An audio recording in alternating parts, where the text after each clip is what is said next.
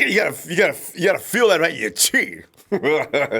Fam, do you realize 3 Fridays from now, it will be on, baby. The season will be pretty much underway. Shucks. And you know, it seems to came. You know, as soon as we got through the draft, things seemed to just sort of start just piling up. All that good stuff. We still got a couple of bad things. I'm going to talk about them in just a couple of minutes, actually. Oh, by the way, you see, Texan fan, you know, we have these guys have become a family, I guess, right? He comes in and says, "What's up?" like we've been waiting on him. Fam, listen. You know, one thing I do appreciate about all the people that come in that aren't supposed to be here, they have lessened the in-house fighting amongst the fam members. So, you know, for nothing other reason than that, I kind of like them in here. We've stopped fighting and formed an alliance against everybody coming in, Texas boy, Texas fan. And there's a countless number of others. I don't even know about them. But anyway, fam, as I mentioned, and seriously, if they really piss you off, just block them out and you won't even be able to see them. But I would advise, this is why I like to keep these kind of guys close. Now, the Raider fans, remember how they used to just dominate coming in when they were winning a couple of games? You see, what you do is you keep these people around and remember their handle so you can go click them later and say, hey, we ain't seen you in a while, baby. Especially Rams fans. We ain't seen you in a while, baby. What's going on? And the Cowboy fans are easy to work, fam. All you got to do is ask the Cowboy fans questions like, hey, aren't you guys glad that the bailing out players in the bond fees don't go against the cap? You know, one of them's in jail now, I think. Well, an ex Dallas Cowboy has been arrested on charges. And then you got guys that are just always in trouble. So, you know, it's like watching, what's that movie with Adam Sandler did a while back again? It was in prison yard football. Hey, you know, but anyway, sharpen up your it's fun to toy with them. If you don't want to see them, just block them out. All right. And what we got here? Should I go ahead and do this first. All right. Tell you what I'm going to do right now. I'm going to go ahead and tell you what we're going to be up to today. All right. The headline reads, the 49ers have been rebuilding since Kyle Shanahan and John Lynch hit the beaches of San Francisco. How would you assess the effort so far? Woo! It's been a ride, baby. It's been a ride. 2 years of watching this thing grow with pain and suffering and anxiety. Sounds like the title of a cookbook, doesn't it? And the 49ers have until July 15th to sign Robbie Gould. From there, the risk of continuing with Robbie could be tragic. It is now the reality become to trade one Robbie Gould to continue to hope he is going to show up when camp starts or even the first game in Tampa Bay. Can you imagine? There we are in Tampa Bay. Anybody seen Robbie? No. And he's got 15 minutes to get here. Can we assume he ain't going to make it? Yes! Yes! Dang it! I don't see the 49ers. They probably don't want to really go through that. Sporttrack.com lists Robbie Gould and others on the 49ers. This is what they do at Sporttrack.com. Sporttrack.com has listed Robbie Gould, others on 49ers roster bubble in 2019, the NFL salary cap reporting site. Sporttrack.com recently came up with a list of players they felt were trending towards teams' roster bubbles in 2019.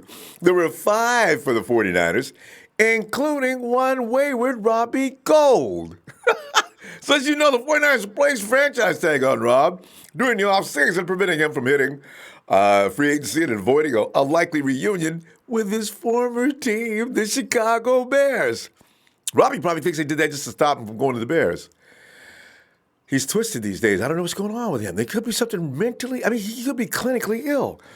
Robbie's tag is worth, you know why I say that? Because Robbie's tag is worth $5 million US. It's a lot of money! It's created something. But this creates a very unique situation because, first of all, it's rare to see kickers hit with a franchise tag. And Robbie has yet to sign his tender. $5 million laying on the table. Robbie's saying, kickers don't even get $5 million. Robbie does. And he ain't even interested. Could he really love the Midwest that hard? Does he love Chicago area so much that he would leave earlier during the offseason? Robbie requested a trade, something the Niners refused to do. All right. The man hasn't reported to any of the 49ers offseason practices, and it's anyone's guess as to whether or not he'll be in attendance for the start of training camp in just 3 weeks. And with that said, as far as him being on the roster bubble, here's what SportTrack had to say about that.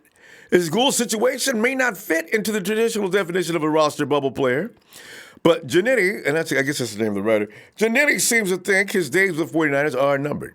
And he goes on to explain. The Niners have until July the 15th to lock in Gould to a long-term deal. It seems highly likely that he's traded at some point this summer due to that fact, according to these people. And the 49ers have been firm in their desire to have Gould as their kicker this season. But if he refuses to sign his franchise tender and report to the team, maybe their stance will have to change. And remember, a year ago, then Pittsburgh Steelers running back Le'Veon Bell held out for the entire season, which cost him $14.5 million. So this $5 million is kind of chump change. Bell's holdout was rare, but the 49ers have to be thinking Gould could take the same approach. Does he really want to go home that badly that he would just say, hey, you guys can increase that to $25, $30 million. I'm not coming. I don't want to be a 49er anymore.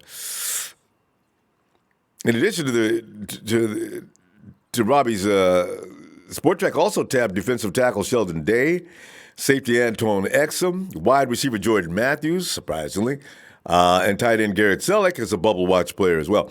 Selleck has remained in the concussion protocol since suffering that head injury in week 16 of last year. That's a long time to go. You would think by now, if you're still in concussion protocol after this many months, it is serious, right? So the free agent pickup of veteran tight end Levine Tololo, along with the 2019 NFL draft selection of Stanford's Caden Smith, won't bode well for Selleck's chance to stick around. Matthews, meanwhile, has been an offensive standout during OTAs and minicamp, so his chances of hanging on to a spot on the 53-man roster is a bit better than earlier this offseason. Kendrick? I know, right? I want them both, okay? I don't want to see Kendrick leave, and I kind of don't want to see if Matthews going to play up. I don't want to see him go either. We got a problem with that, man. Sheldon may face an uphill battle, given how deep the 49ers defensive line is, while Exum will be facing a much healthier crop of defensive backs this year than he had to a year ago, so which made Exum look really, really, really attractive at the time. A little different now in camp, I don't know. But Anto, man, I love the way that dude hits. And finally, where do we put the 49ers in this roster rebuild? It looks good. It's still got a couple of things need to be fixed, but otherwise, I want to get your feeling on that. They focus on adding depth and key skill positions this offseason. Mission accomplished or what? I want your opinion on that, too. We want your opinion on that. Some believe the 49ers gambled not addressing the safety position this offseason. I know me saying that, right? Will it come back to haunt them? I'm trying to be objective. As far as I'm concerned, Jimmy J-Dub, get your butt back in here, man. And are you feeling any uncertainty with so many starters returning from injury? I mean, these guys have been off for a long time. Can they come back in and perform? Will camp be enough for them to get back into rhythm? Can they come back and shine like they did before they went down in flames? And what do you picture Jalen Hurts' role to be on the offense this season? These questions and anything else you want to add are all welcome. Let me get over here and check out things right quick. Brandon Lone, shout out, VA is already in here. VA. Slimmy Long 52, what's up with the fam? Niners all day, baby. Wild Bill, Niners!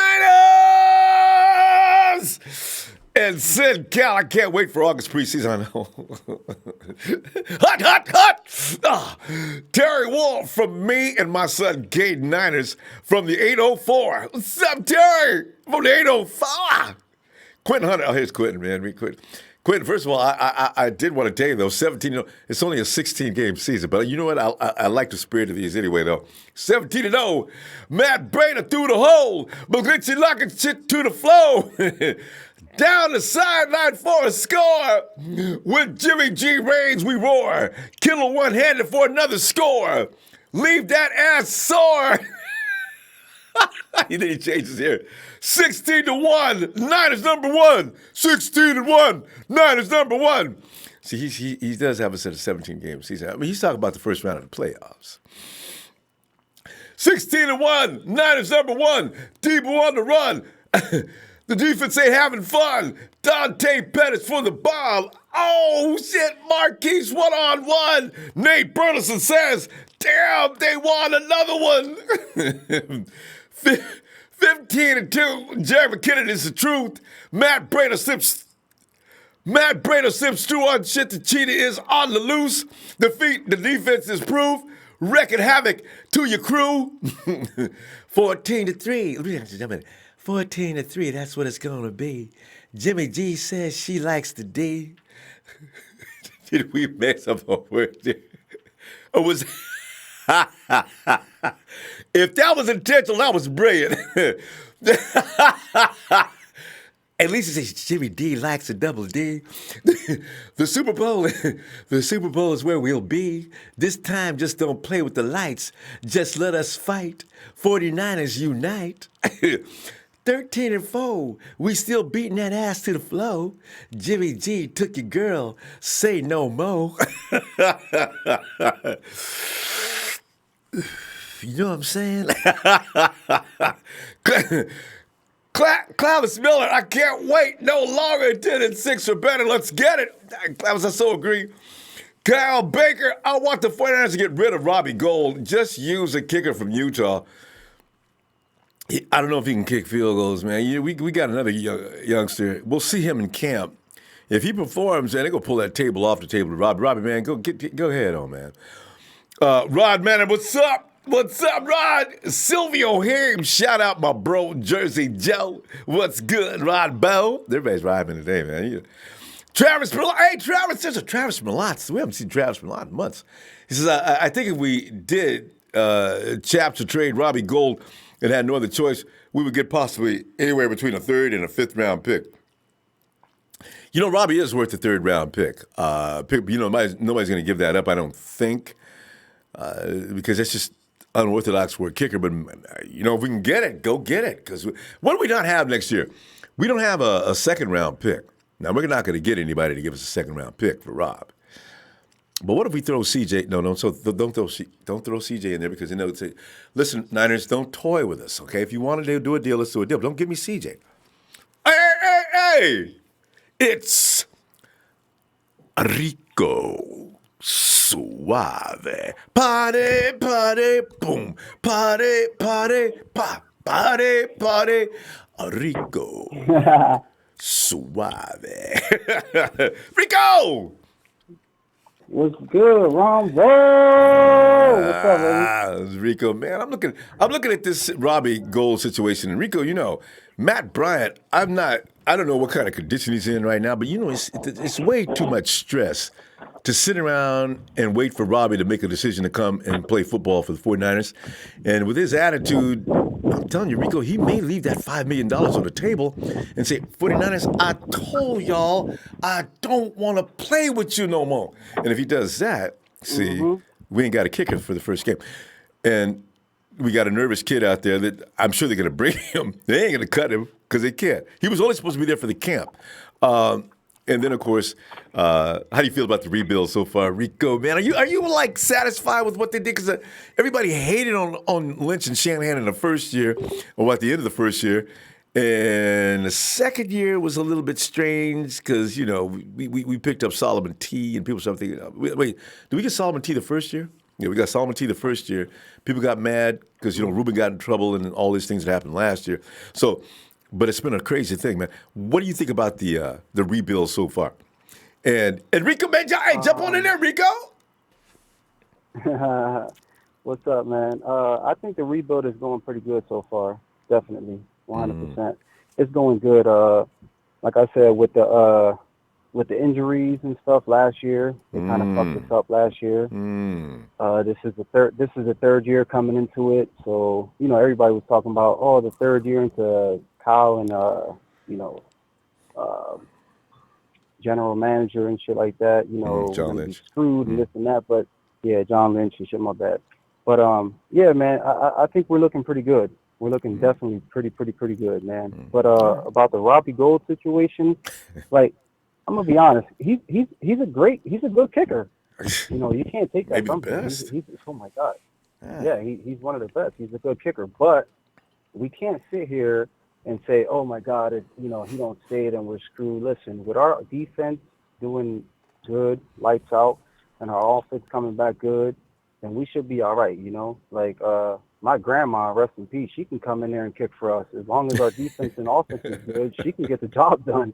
You know what I mean? But I agree, but we yeah, but we still need somebody coming in and kick the extra point because you could lose by a point. So yeah, you need a guy yeah, to come in and do an extra yeah. point. I think the kid we got in camp, he was supposed to come in for camp. Keep forgetting his name. Anyway, we've got a kid that's going to be working the preseason games, so we'll see what he can do. And you get in those 3-point situations, and it's going to come up sooner or later, Rico. And we got to have that field goal. And Robbie would have came in and done it with his eyes closed. But this new Yeah. kid, I don't know if he can handle that kind of pressure. See, Robbie's valuable, but he's homesick. Damn it. Yeah, yeah, he wants to stay in Chicago with his family and whatever it is he's doing. But real quick, I want to send a shout out real quick to the Niner Hawk fan club, Big Show, Dan, Sheik, Razor, uh, Basher Z, Mr. C, Coach Tim, Nighthawk, Jersey Joe, David Royce, and if I forgot anybody, love y'all. Niner Empire till we die, and even in our afterlife, you know how that goes, man. Nobody's ever taken it that far. and Rico, I like that. yeah, and of Rico, yeah, course a you at big work, shout man? out to you, Rombo. Thanks, Rico. No, I'm not at work. Yeah, you're I'm off not then at right now, work. right? For I the got next off. until Monday, right? Yeah, All yeah, right. I'm off till Monday. All right, Yeah, fam. but yeah, you know what's crazy? Like for the like last 3 years, 2 3 years, yo, you already know, like the kicker situation. I never even got too much deep into it because it's like we going, oh, a kicker's a kicker, but this Robbie Gold situation, this shit is crazy. Like this is really getting like this is a big piece of the puzzle. Like either we need him or we don't. Like what's going on? Like do we really need him or can we get somebody else? Like what do you think about the situation? This shit is crazy. No, I'm hoping Matt Bryant is available. Now, Matt Bryant actually missed some games last year because Matt's got up there now where he gets injured, right? So it's really Hmm. scary. We don't have a lot of options out there to find unless the 49ers got scouts combing the country looking for. Can we Yeah. please find a kicker, an unknown or somebody who could just put that ball between the uprights? But you got to learn to be a kicker, Rico. Everybody who's got kicking Yeah. ability doesn't necessarily translate to you being an NFL field goal kicker. It's real scary. Oh, that's a lot Yeah. of You pressure. remember I was watching the game. I think it was the Eagles against this past year. It was the Eagles and the Chicago Bears, and I was hoping that the Eagles lost, but whatever. The dude hit the field goal, See, and it was like bang, see, bang, bang, doink, doink. I'm see, like, oh shit! And they see. lost the game because of a That's field goal. It right. was That's what I'm talking crazy. about. Yeah, Those guys become yeah. extremely important in certain situations. Whatever they're getting paid during the year, they earned it. They could have earned it for one game. What if that idiot in Chicago makes that field goal? The Rams, I the know, right? Rams are Oh my done, god. right? See, no, Yeah, we don't want yeah, this. So, I yeah. don't know what they're gonna do. Definitely. So, hopefully, Matt But Bryant. I love y'all, Rombo. I love you all. I love you all. I'm about to go back in there, but you know how I do, man. You ready for this? Yeah, I mean, you're always waiting for this. Let's have that, Rico.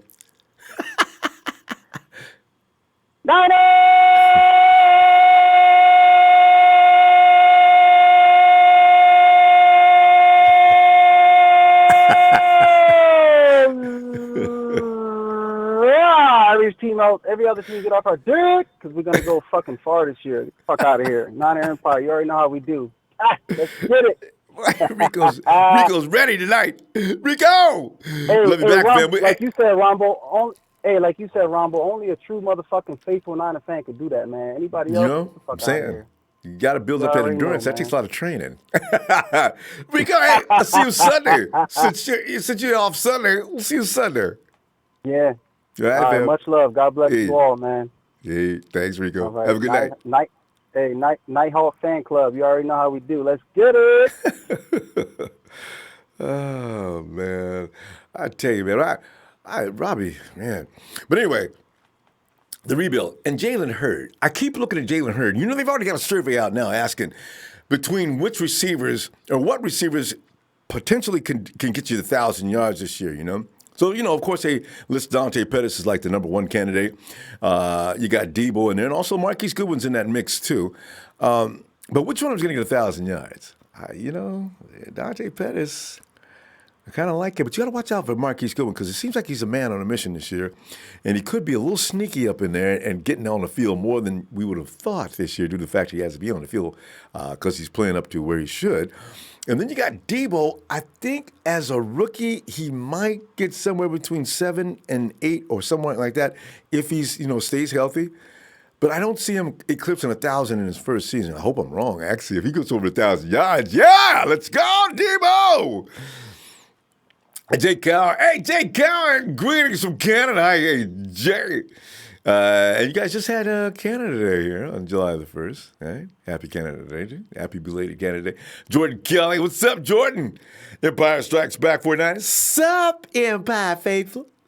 Pape Saavedra. He said, hey, what it do, Ronbo? It's a Popeye. You know, I love that name. Tell you, Popeye was one of my all-time favorite heroes, man. Before Marvel and everything else, Popeye and that spinach. Dude could squeeze a can, spin it, would pop out, target, hit him right in the mouth. Skinny little arm to be one bicep. Quest for 6. Sup? Chase DeAndre. What's up, fam? I'm here tonight, finally off when Ronbo's on. Thanks. Chase, what's good? Time ticking down. Quest for 6 in session. And there he is. Hall of Famer Ronbo caller Razor. Happy belated birthday, Ronbo Gould, Simone in July. Oh, Razor, man, it's just way too sweet today. Razor, get on in there, man. Hey, let me go to my player partner, Will. Rombo, what's the topic tonight, man? Will, man, we're looking at, first of all, the rebuild, the remix, the changes.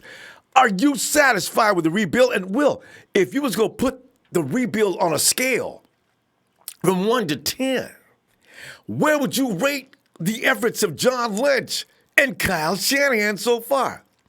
And Will, also, has the time come to stop crying about Robbie Gould? Trade his ass. And let's just go ahead and call Matt Bryant and see if we can get him up. I don't know what we're going to do. Just give him some kind of injection and wind him up for one more year till we can find somebody to kick. Robbie is on the bubble at Sport Track because he said, look, man, this dude, y'all need to stop stressing over Robbie, man, because he may leave you hanging and have you in Tampa Bay.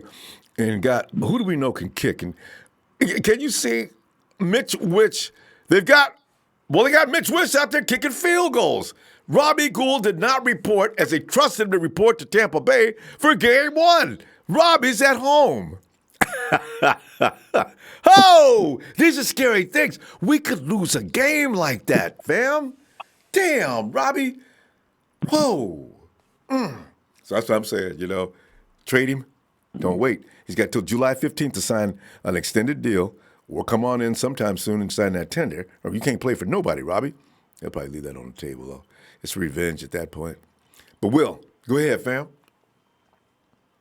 Well, shout out to you, Rombo, man. Appreciate what you do for the Niner fans, man. It's my pleasure, Will. The Thanks, Niner man. Empire, man. Shout out to you, man. The rebuild, man. I believe Kyle Shanahan and John Lynch is doing a good job. John Lynch. Only thing about John Lynch is that he better hope that the free safety and the strong safety position works out this season, because if it don't, that position is gonna put him on the hot seat real quick. But other than that, man, the rebuild, I like the rebuild. You know, you know, when Kyle and John took over the team, they was inherited this roster by Trent Baalke, his bitch ass, because he messed it. You know, he messed it up. He Yeah. messed it up, man. Because we had a good coach. We had a good coach in Harbaugh, and he messed it up because of his ego. You know, and we was winning games. We was winning games, but that didn't matter to him. All he worried about was himself. So he was selfish. So fuck Trent Baalke. Just wanted to get that out. So what they had to do was they had to get all of Trent Baalke players out of there in year one. The result came out bad with the record, but I believe the 49ers fault because there was a lot of games that you know we lost by what eight to fewer points than that. Oh, we had a stretch of Um, losing by 4-5, 3-4. In the yeah, first year. yeah. So we was in close games and we fought. Then year two didn't pan out because we got all that Trent Baalke stuff out the way and we brought in Jimmy G and everything and he gave us a spark. You know what I'm saying? But then again, he got hurt or whatnot, and McKinnon got hurt, and we was dealt full of injuries. So that's something that kind of held us back because everybody was And Will, expecting you us know to what? ball out year two. Don't forget about Ruben losing his mind. I'm thinking that had more Yeah. impact on us than everybody talks about. That was bad. That's a first round pick, a damn good football player, and he just loses his mind in the middle of the season. Right. So that too, man. He messed that up for himself. So I commend John and Lynch for getting rid of him because we don't need that type of guy to give that type of vibe to the team. So we had to do what we had to do. So with Jimmy G being hurt and McKinnon being hurt, man, it kind of set us back, and because everybody was expecting us to ball out in year two, but the injuries just had us step back. So on to year three, which is coming up. Uh, John Lynch and Kyle Shanahan, they did a good job by bringing in all the needs that we needed. We got D Ford, we got Nick Bosa, we got Tevin Coleman, we got more receivers now. Uh, Say it again, got Will. got the It just sounds good linebackers. to my ears. I mean, name them Oh names yeah, again. man. Oh yeah, man. Uh, D Ford, Nick Bosa, Tevin Coleman, Jason Verrett, guys, man, that can come in and make an impact immediately. They, Playmakers, they, you know, they, playmakers. yeah, they, yeah, they did what we was asking for them to do, and they did it. So, like I said, man, John Lynch, I just pray that the safety position will save your ass. I hope because you could have got Deontay Thompson, man. He was right there laying in your lap. You didn't get him. You stuck with Jimmy Ward for some odd reason. I don't know what for. All he's gonna do is let you down again. But it is what it is, man. So, but overall, man, I believe, man, they did a good job for the most part. So I expect us to ball out this year, and like I said, man, I expect us to get at least 10 or 11, maybe sneak in and grab one more with 12. But like I said, it's a slim chance. But 10 or 11 wins, I believe we gonna get, and we gonna rock out in the playoffs, man. I believe we gonna surprise a lot of people this year, man. Like I say, I just can't see the 49ers digress with the moves that were made. I just can't see it. Even if I can just picture it in my head, I just can't because of the people that we got now. So I just don't see them falling down again. I And Will, believe that. especially when you look at the other teams. See, it used to be that we'd be sitting here fantasizing about our team. I've looked around at other teams. They don't look like this one. This is what I'm saying. We can stop hiding now. Oh yeah.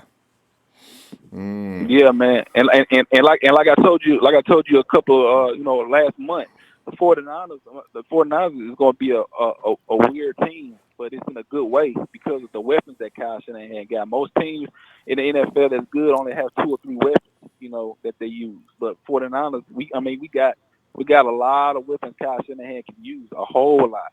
We got so many skilled players that are proven to make plays, man. But uh, it's so many of them, man. It's gonna be wicked. It's gonna be terror for these defenses that we're gonna play. Because So I mean, because like you said, some guys are single shot, right? They got this one guy that's got.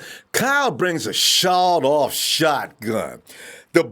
yeah, The stuff is just flying all over the defense's face. It ain't just hitting one spot. This is what I like about this offensive system Shanahan's developed. Man, you can block your stomach. Shanahan hits you in the head. Go ahead, block your head. Shanahan's working the body. It's wherever you're weak. That's what Shanahan's going to attack. And you got weapons now that can attack all weaknesses, all of them. You can't stop the run? Oh, my God, you're in trouble. You can't stop Jimmy from passing? Oh, my goodness. Now what's he going to do? You hate trick plays? Oh. man, I'm telling you, man. And you can tell, man. You can tell Shanahan ain't playing this year, man, because when he was in Atlanta, he was just the offensive coordinator. He couldn't pick his players. He couldn't pick this. He couldn't do that because Dan Quinn was the head coach. But now that Kyle Shanahan is the head coach, he can pick his players. He can pick who he wants. He can pick, you know what I'm saying? And him being a head coach, he ain't playing around, man. He wanna hurt people's feelings out there on that field. With all these weapons we got, he wanna hurt people's feelings in his league. He want his name to be scarce in his league. I mean, it already is because of a good play caller he is. But he's trying to be the Suge Knight of the NFL. He want to punk everybody, man. I'm telling Shanahan's, you, man. They got to lock Shanahan up for what? Let's say assault and battery on the NFL. I love it. Yeah. Woo! Assault and battery on the defense, man. I'm telling you, man. He about to break some hearts, man. But yeah, man, I think the 49ers going in the right direction. Robbie Gould, man. Look, Robbie Gould, man. Look, the Bears don't want you, bro. If the Bears wanted you, they would have called us and gave us a deal. They would have said something, man. They could have gave us something. We would have been traded to ass somebody now. They don't want you, man. They don't want you. Just come on and just play for us, man. Man, you don't know how lucky you are to be in this situation right now where you can just join the 49. Man, we're about to win games, man. We may not have to depend on you to win the game because of the offense that we got now. We may just use you just for the extra point. Yeah, that's all you gotta do. Man, come on, man. This is something that are relevant. You making an ass out of yourself. Like, you really looking like a sucker because the position that you playing in. And I mean, kickers don't do this. The ends do this. Linebackers, receivers, quarterbacks. Kickers don't do this. You on one field the whole day of practice. Everybody else doing 11-on-11 drills. Hitting the sled, doing this. You just on one field the whole day, just kicking balls, man. And could leave early because ain't nobody watching. He's Robbie Gould. We know he's gonna be fine. If he puts in an hour's worth of work and goes home, ain't nobody gonna say nothing. Well, we gotta go, fam. Let me see what's Sunday. All right, man. I mean, it's just crazy, man. The fans don't come out to watch the practice for you. They watching the main people. But like I say, man, shout out to my TNT fam. First off, shout out to you, Ronbo. Shout out to my TNT fam, my player partner, Dre, Trez, Trey, Jerry Fresh, Big Show, you know what I'm saying? Fuck the Rams, fuck Rudy. They lost and they broke. And fuck Mike Florio. Man, quit trying to lie on a dollar. Stop lying to earn $1, man. Man, you are the Jason Lock and Fora 2.0. Nobody believes you. God. All right, Rombo. All right, fam. Have a good night, Will. Player partner. All right, you too, man. All right, my player partner, Rombo. All right. Oh, and Delos, thank you. I was the longest yard. Yeah, that's the movie. And hey, Chad Garrison, this time is flying by. I remember watching in January, thinking how far away the season was, and now it's almost here. Let's go. That's the way it goes. But as soon as you get to the draft, because it's always like the draft. What we gonna get? Free agency. What we gonna do? Chad also goes, yeah, Chad. Everybody's giving me the longest yard. Yep. I love that dude they brought out. Can only come out of his cage when guards let him loose, step back. Wish we could get a dude like that. Hey, Nellos, what's up, fam? Nellos in it. Yeah, that's right. 4th of July. Nellos is probably kicking back. One of our servicemen. Mark Vick Jr. What's up, Mark? Jordan Kelly. Oh, guys. Rumble makes the off season faster. I mean, because the thing is, I never let the other season end. Is what the thing is. I just can't. You know what? If we ever win a Super Bowl, you watch. Boy, I would coming in, doing shows, smoking a cigar. What do you guys want to talk about today? We the champs. Can't nobody do nothing with us now. And we're building a nucleus now that all we got to do is stick a piece here, stick a piece there. We can go on for years. We got to catch up with the Patriots. Vic Rojas. Not about what's Gucci. I like that. Even you saw a lot of creativity coming in here sometimes. Break Davis said, "What to do, Ronbo? Take a week off when my 49ers have been fiended." He's using my term there. Fiended like a mofo. Break. Uh-oh. All rise for the Rev 49 hits as he comes in for tonight's service. Rev! Rombo. I tell you, Rev, it's the thing is, Rev, we want your feeling on the rebuild so far, and your assessment of that and grades, and we also want to know if there's anything we can do to trade that unsatisfied, unhappy man from the Midwest, Robbie Gould. Can we get him somewhere, anywhere, but get him the hell up out of Santa Clara?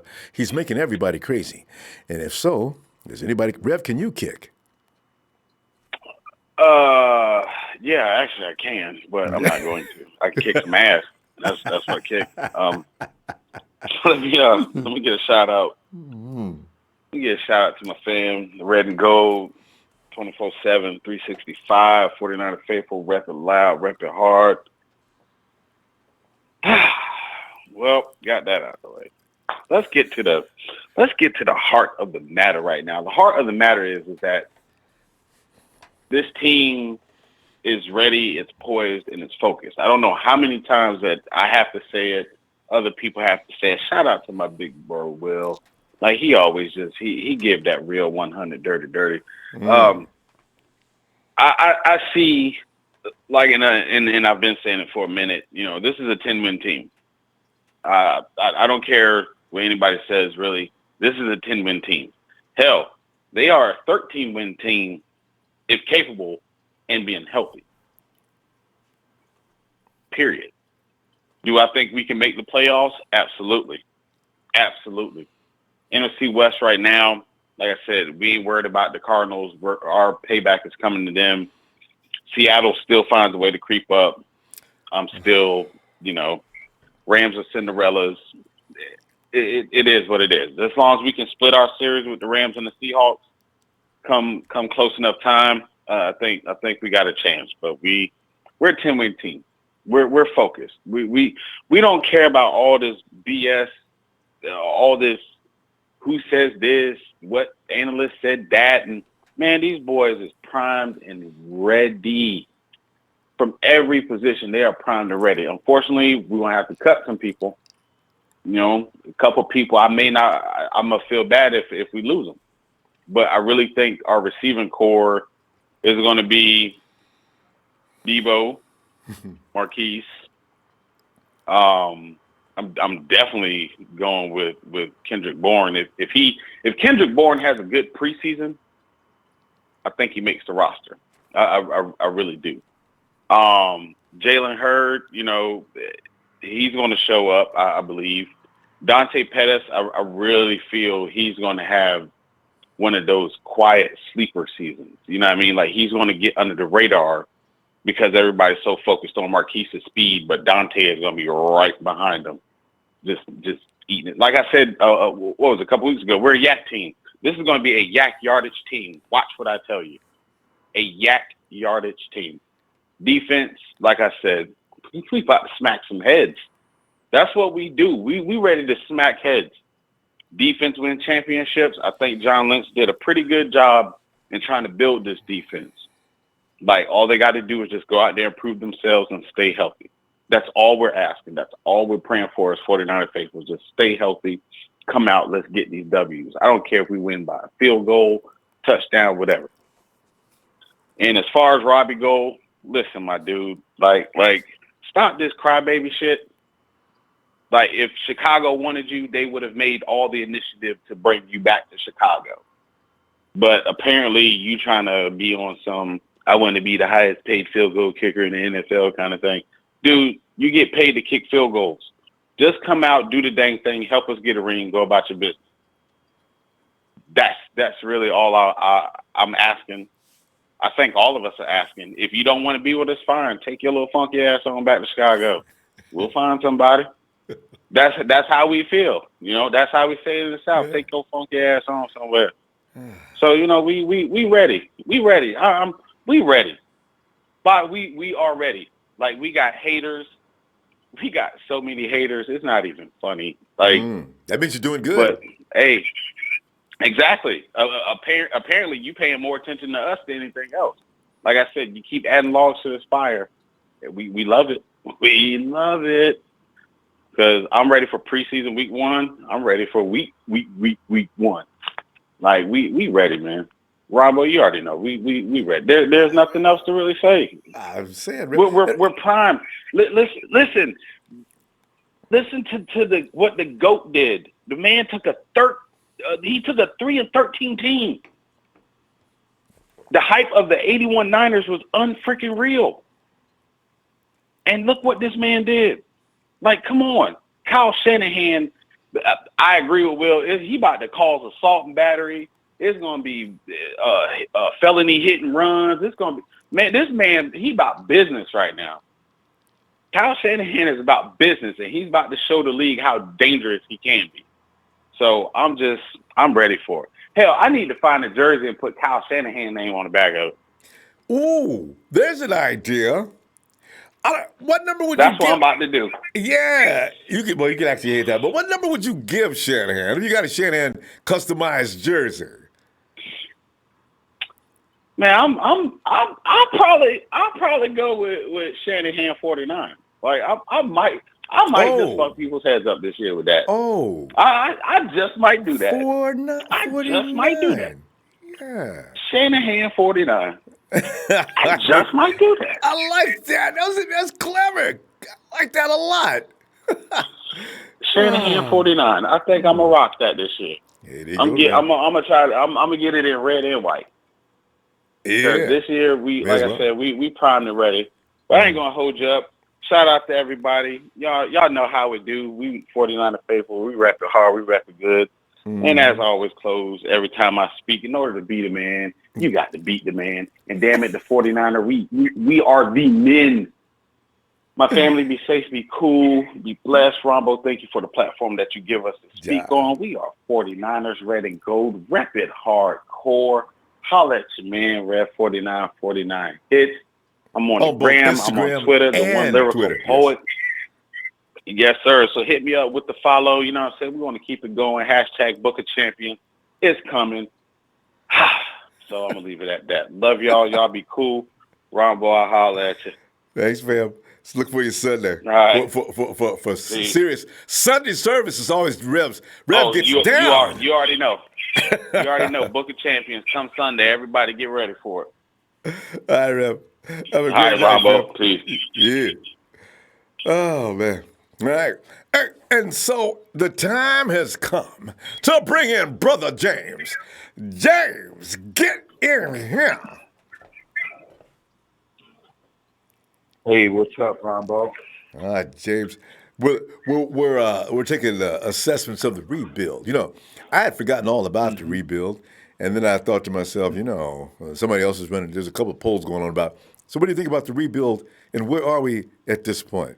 Are we strong? Are we still flaky? Are we still in need of a lot of the things? All right, you know, James, I think every team is on an ongoing rebuild of some kind, even if it's a minor one. It doesn't necessarily have to be full scale like ours was, but still, everybody needs to add and do this and that. And how well are Lynch and Shanahan doing? If you was going to give them a grade today, what would you do, James? And you already know about Robbie. if I had to give them a grade today, I would actually give them. I would give them an A, believe it or not, because they signed 6-year contracts. They didn't really know any of the players on the team. They weren't players that they brought in, and they had a lot of determining what this player brings to the 49ers and what he's able to do. A lot of X-Men and a lot of newcomers coming in. And, you know, I was listening to the other caller, Will, Rev and Will, and they made some real good points, man. And just like Rev was saying about, you know, the 81 Niners and how Montana turned it around. I mean, listen, you know, let's just really clear our thoughts for a minute as a Niner Empire and realize we had a healthy Jimmy Garoppolo come into Santa Clara, signed a contract, was traded for a second-round pick to us, got on that football field, and let's not forget the very last little 18, 19 seconds. Who does he throw a touchdown against playing the Seahawks in the end zone? Richard Sherman. Okay? With them little bit of 18 seconds or whatever it was left in the fourth quarter after CJ got hurt.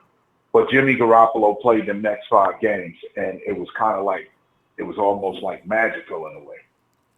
But now we get him back healthy, a year more groomed and more in tune with the playbook, and a bunch of different players at skilled positions. I mean, it's going to be.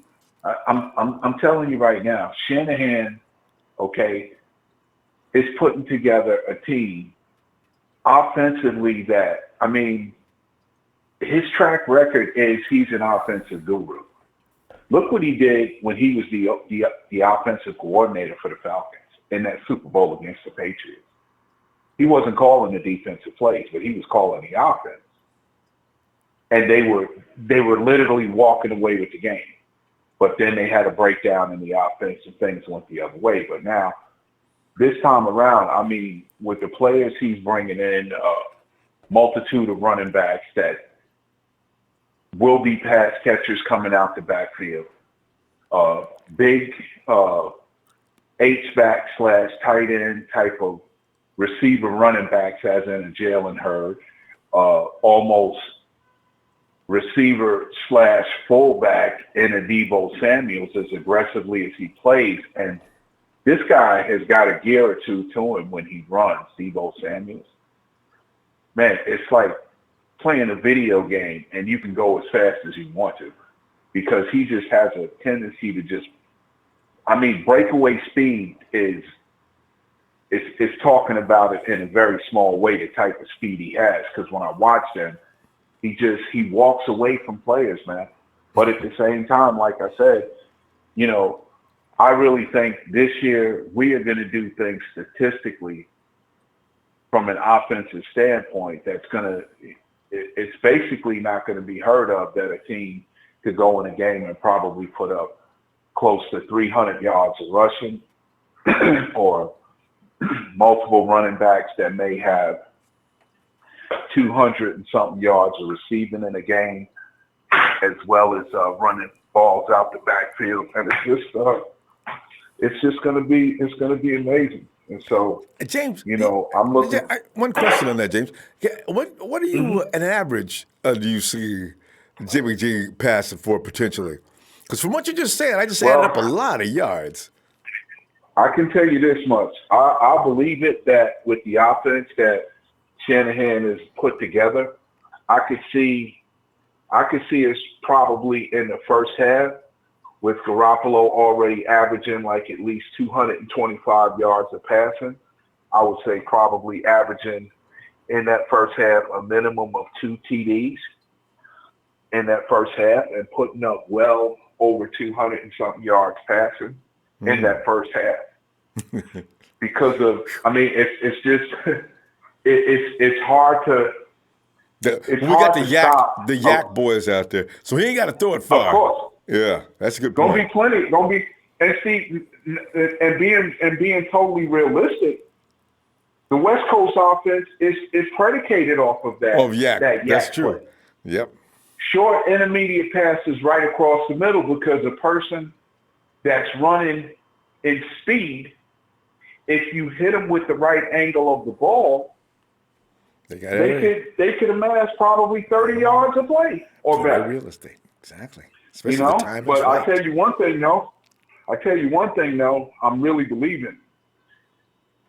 This Monday, okay, we're on tonight. Okay, all the Empire are here. People at a part of the Empire, and our host, of course, Ronbo. No one does it better as a person bringing a platform and providing it for us. But if we don't see Robbie Gould signing that contract by next Wednesday, Oh, that's the 15th, ain't it? because mind you, we've got until Sunday night. We'll be on the show probably next Sunday by the grace of God. Now we're coming That's a week we're from coming in next on the Sunday. 15th. Because, see, that's the Okay. day when everybody's going to be either mad as hell or happy. So, you know, got That's both exactly emotions right. running that day. But- So, yeah. I can tell you one thing, Rombo. I'm gonna just be totally honest. If we don't hear anything good about him by Tuesday, I'm really wanting to see them maybe put their resources in another direction, like maybe even entertaining Matt Bryan Have and to. trying to talk to him. He's the only Because guy. at the end of the day, I'm to a point, I don't trust Robbie Gould no more, man. I'm Same just going here. to put it out there.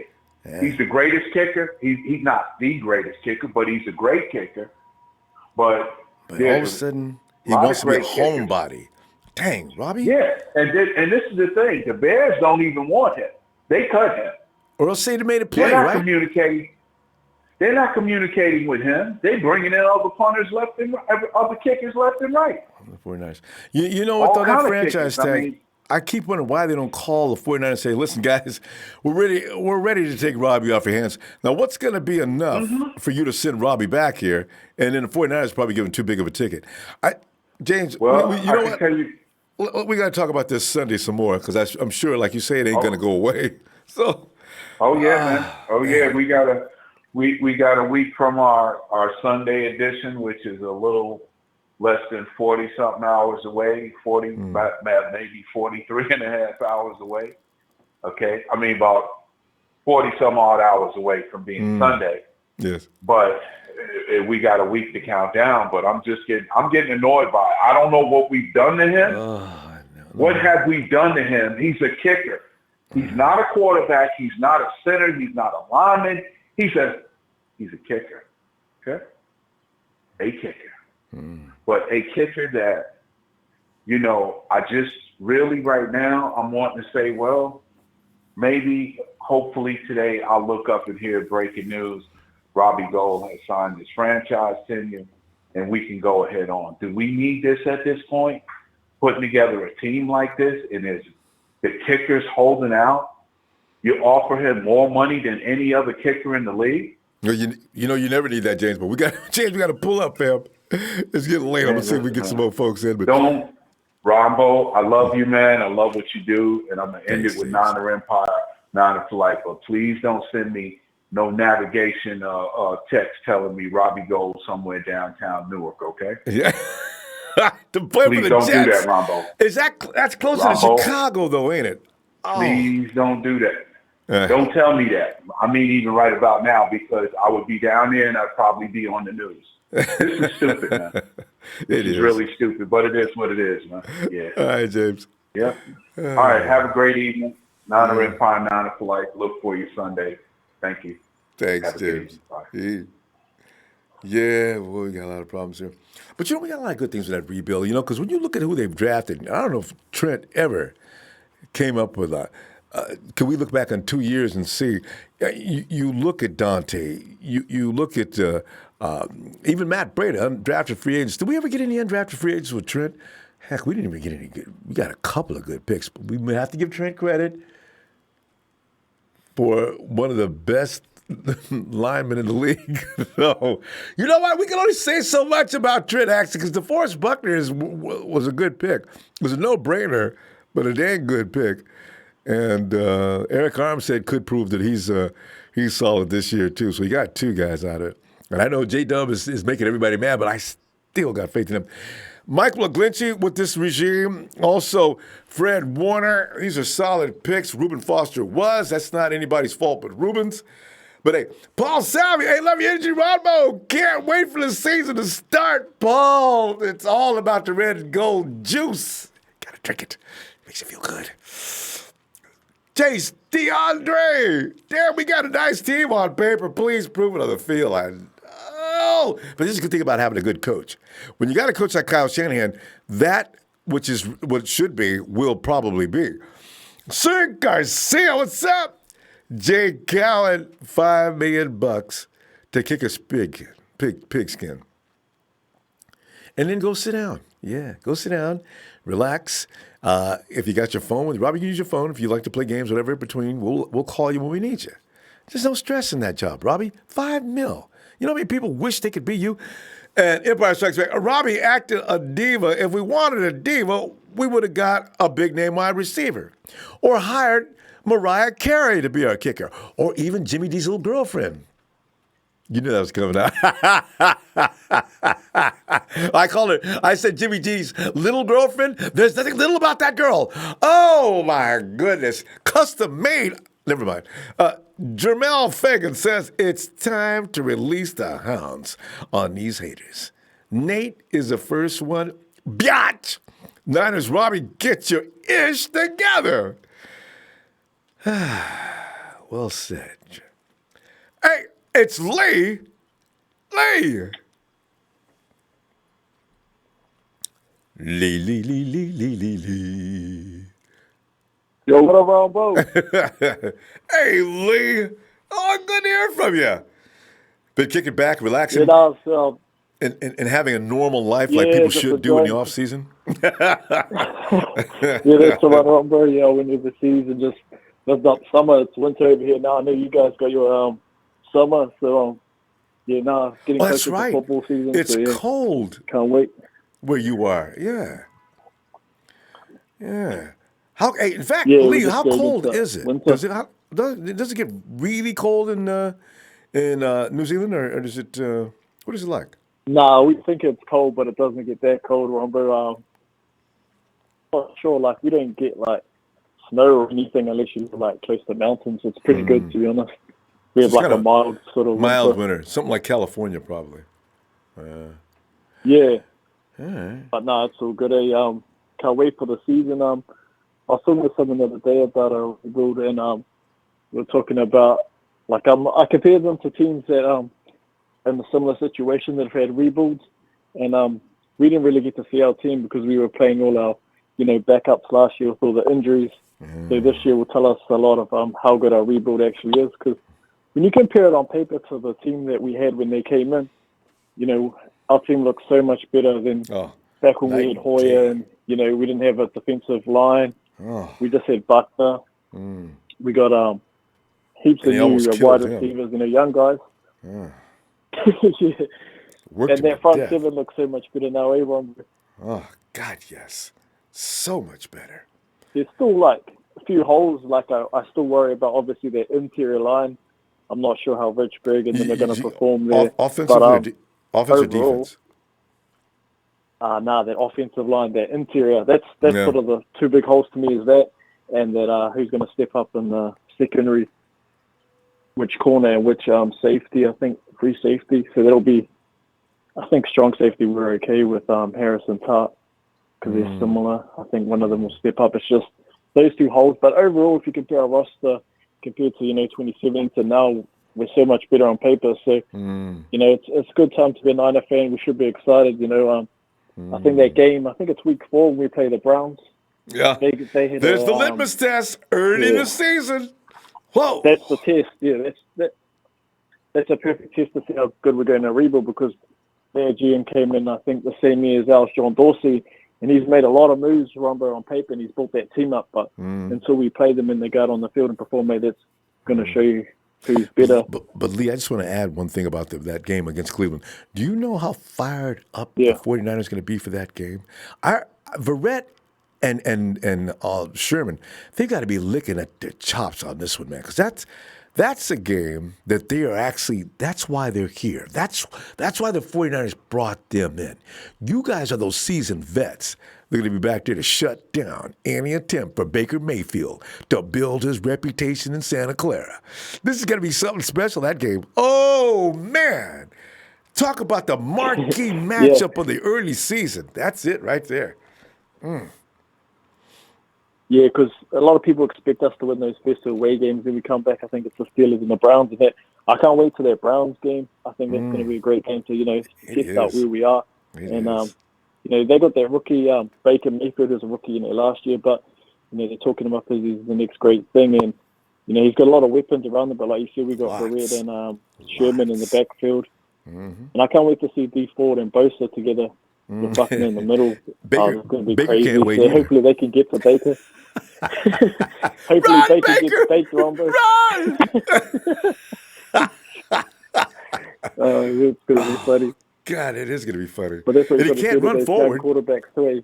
Oh, God. Yeah, true. Not with Buckner in the middle there. Yeah, that's it. He's just Quarterbacks gonna, can no longer step forward out of the pressure, and they can't step to the sides like they have been. Oh, God, I love what's brewing. What about sorry. some of the position battles are going to be interesting there, Ronbo? Like how you said Barrett, so obviously him and Kello, that'll be a good battle for who gets it, probably their second spot. And the corners on the outside there. And then, let me ask you about that, Lee. Can you imagine if Akello beats Verrett out? I mean, it's not completely impossible, but can you imagine that? Yeah, oh man, I like Lee has to think about that for a second. I'm kidding. Akello's just not ready for that.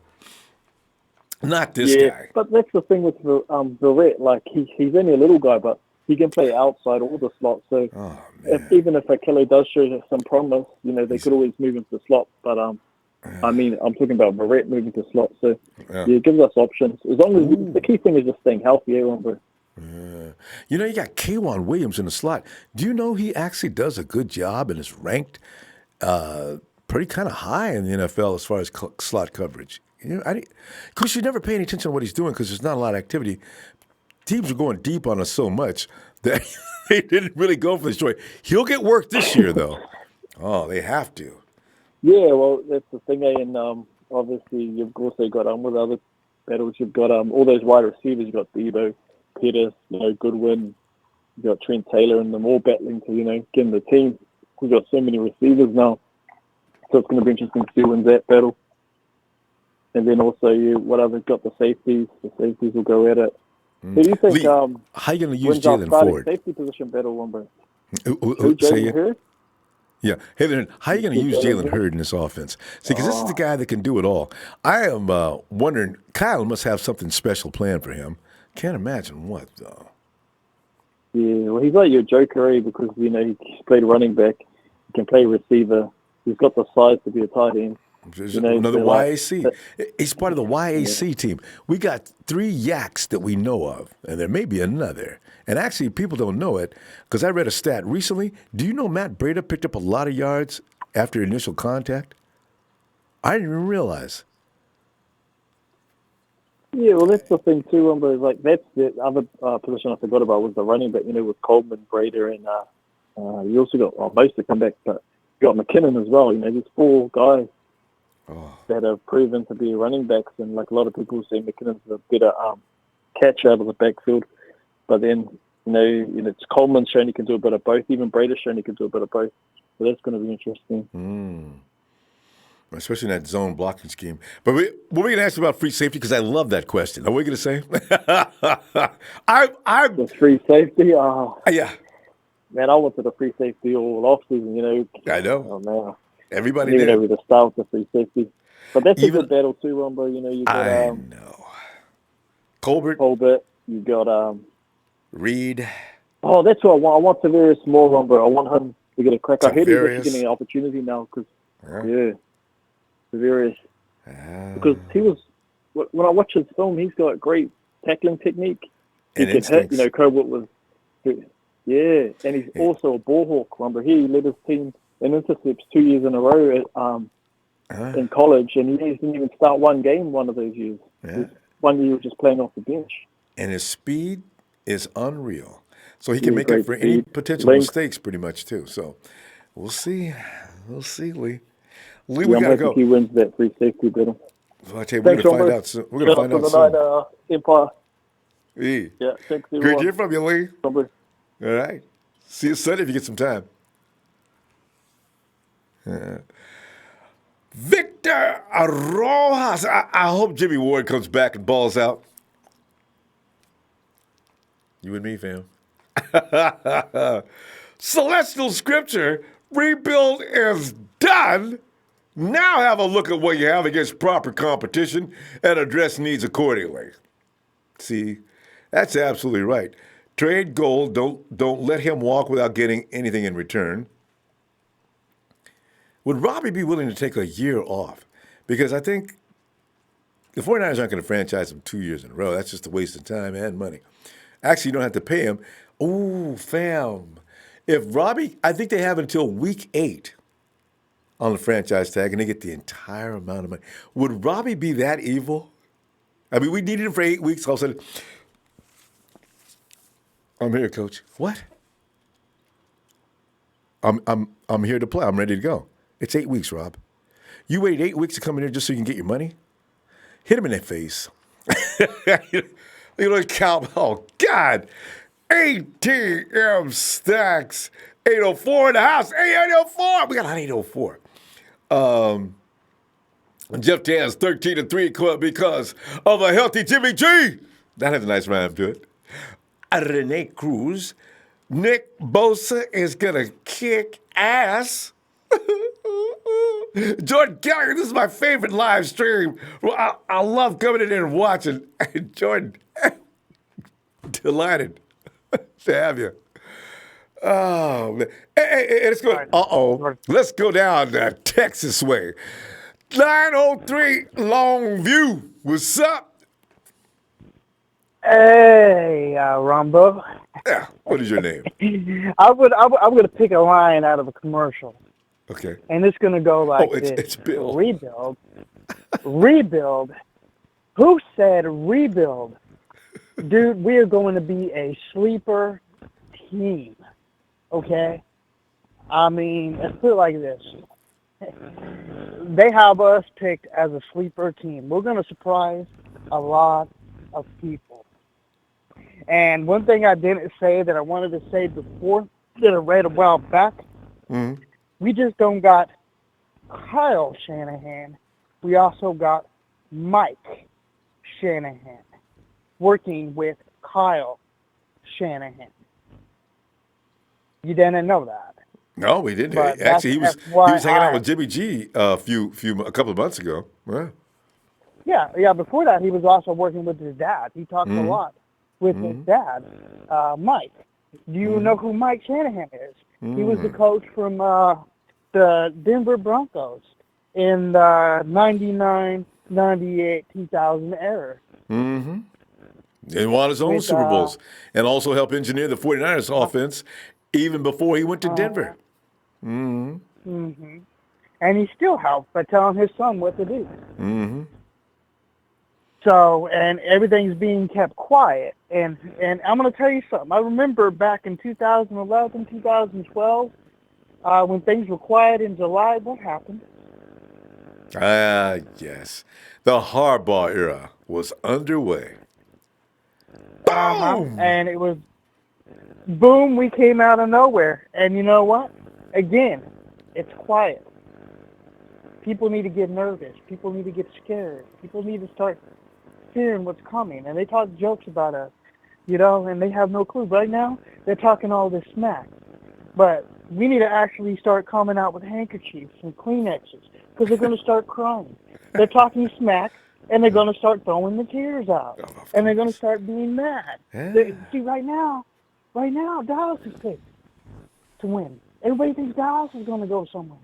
But what they don't understand, they got to worry about Philly. And when they get past Philly, they got to worry about us. We're going to get the leftovers, and they ain't going to have an ounce to fight against us. So I'm telling you, they need to be worried. They need to be scared. Ooh, and Bill, you know what? The only reason Dallas has one team to deal with, and that's the Eagles in that division, which is why people probably think Dallas will be fine. They might be. I don't know. No, they're not. They're not going. They're not going to be. They're not going to be. And if they get past Philly, it's going to be by a point or two, and they're going to get banged up. And when they meet us, they're going to be soft. They're going to be banged. They're going to be tired. They're going to be worried out. And they might not even have Amari Cooper by the time they meet us in the playoffs. So you take Amari Cooper out of the equation, what do you got? Just like that offensive line. Nothing. Yeah, see, and Zeke has a real social problem. I'm looking for Zeke to get in trouble during the season one of these days. Every offseason, Zeke gets brought up on charges for something. See, that's what I was going to say. That's what I was saying. He's getting in a lot of trouble. The Vegas situation just recently. God, he just cannot behave. Between lifting up women's blouses in public and punching out security people, why do you even get yourself into these things, Zeke? It's just strange. Okay, we talked smack about Ruben. Ruben didn't do none of that. Ruben's downfall was women, females. He got with the wrong females. He didn't do anything wrong. He got with crazy chicks. And I'm going to tell you something. Those chicks were lying on him. I did a lot of research. I tried to see what was going on. The only reason he was released is because he couldn't stop associating with the wrong crowd, with the wrong crew. But see, Bill, with the wrong face to chick. He's a grown-ass man, though, Bill. You know, you need to be able, somebody, listen to other people, if nothing else, to tell you, listen, dude, you need to put some space between you and her. Now, if you got to hang out with her, make sure it's not overextended, consistent periods so you can gradually wean yourself off. Ruben, that ain't go work for you. He should be able to tell that, you know? Ruben could have got any girl. He could have got anybody. He could have cut her. She wasn't that special. I've seen a picture of what she looked like. I saw what she looked like. And she was ugly and scary. You know, Ruben sees something else. I don't know, because I felt similar feelings. Bill, I don't know. Bill, I mean, Ruben, why is she making you act a fool? Come on, man. So, you know, I don't know what he's seeing. Ruben didn't act like a fool. She was. She was a drama queen. She would be the one to sit there and scream and throw herself on the floor and act crazy. This is why you need to know this is not going to be good for me. I'm going to take you back home, drop you off at your mama's house, and let this end right there. You know? Forget about that. I would just let her have the keys to the motel. He's got money. I would just walked out there and never called her again. Just left and said, you know what? My career's not worth messing with you. You're too crazy for me. I don't know why he didn't cut her. Well, that's why I blame Ruben. Come on, Ruben, you got to be able to tell, is your future important to you at all? Stop. So. And now he's going to have more trouble in Washington than he did in Cali. Because they're more crazier out there than they are in Cali. Yeah, he's got a bad injury, though. Ruben, let's see what he looks like next year. So. He's not going to be that great. By the time he gets done, he's going to get banged up. He should have kept himself in good standings with the Niners. He would have been all right. Eventually. Now, you know, it's what it is. I mean, you got to know when to cut them. And let this lesson be learned to any other NFL player and any player on our team. You have a situation like that, cut her. It's not worth it. Yeah. Well, Bill, you know what? There's no accountant. There's a lot of guys. There's no way to understand their taste and what they appreciate. This girl lit his fire, so, you know, he was weak. But Bill, there's a lot of them out there. Bill, we got to go. And it's a good connection today, Bill. You got a little buzzing going on, but it's not bad. I'll look for you Sunday.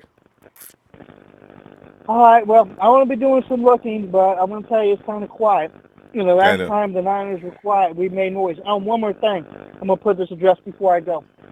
If we don't have a good preseason win ratio, don't panic. He's trying. If I know him, like I got to meet his father, basically they're going to try to get the nicks and all the loose ends out to find out who's good on our team. That's all they're doing. If you make it, you earn it.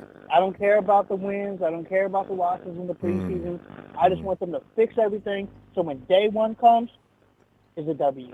There you go. All right, Bill. Good stuff, y'all man. Have a nice day. Yeah. And I'm going to finish my cookout. You have a nice night. Bill's in the middle of cookout. You go, Bill. I'll talk to you later. Oh God. Yeah, that's true. Bill's right about the preseason because we always get too excited. We want to win everything, and so during preseason, Kyle's gonna be just looking about people who's getting ready to get rid of for the most part this year, or who's staying, who's going, right? So all that vanilla offense that's all you're gonna see, which is always a little disturbing. But I still look for Nick Mullins. It's the CJ battle. I want to see what that results in, because.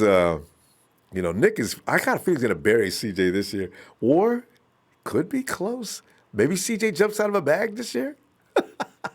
Phil! Hey, Robbo. Phil, how you doing tonight, Phil? I'm doing good. Yeah. Well, Phil, go ahead. Well, on the Robbie Gould thing, you're not going to trade him. Right? Because I don't know anybody would give us what they'd give us. Yeah. Well, here's the thing. If he sits out a year and signs with somebody else next year, we get a third-round pick, compensatory pick. Oh, that's so right. So let him baby all he wants to. He'll be worth a third-round pick. Of course, they always work those things out, but still. No. If we don't have to deal with them, the rule says we get a third-round pick of a franchise tag. That's right, Phil. End of third-round pick for a compensatory pick for him signing a free agent contract with somebody else. So that makes his life. You're not going to get that good. Right, that ruins his life too. With anybody else. Huh? Because now that ruins him too in the future. Because now when he goes to make that deal with the other team, they say, Robbie, you know what? We'd love to have you, but geez, we're not ready to give up a third-round pick. No. The other team doesn't have to. These come off. These are NFL picks. Shucks. That's right. That's right. So it would be a third-round pick at the end of the third round or a fourth pick, depending on how much he signs for. Yeah. That's so right. Why bother trading? Why bother trading him? Because you're not going to get another kicker as good as him. True. You don't need anybody else unless they're willing to give up somebody that's really good at other position. Phil, that brings up the question. You may know the answer to this one too, Phil. Now, if we keep Robbie as on the table for that deal, and we go out and get Matt Bryant, does that count against the 53? Matt Bryant? Yeah, let's say. Matt Bryant would. Robbie Gould would not. If he doesn't sign his tender. He's not officially a 49er. That's right. All right. Good. Exactly. Man. So it doesn't go against 3, but we get, because we franchised him, we get compensatory picks.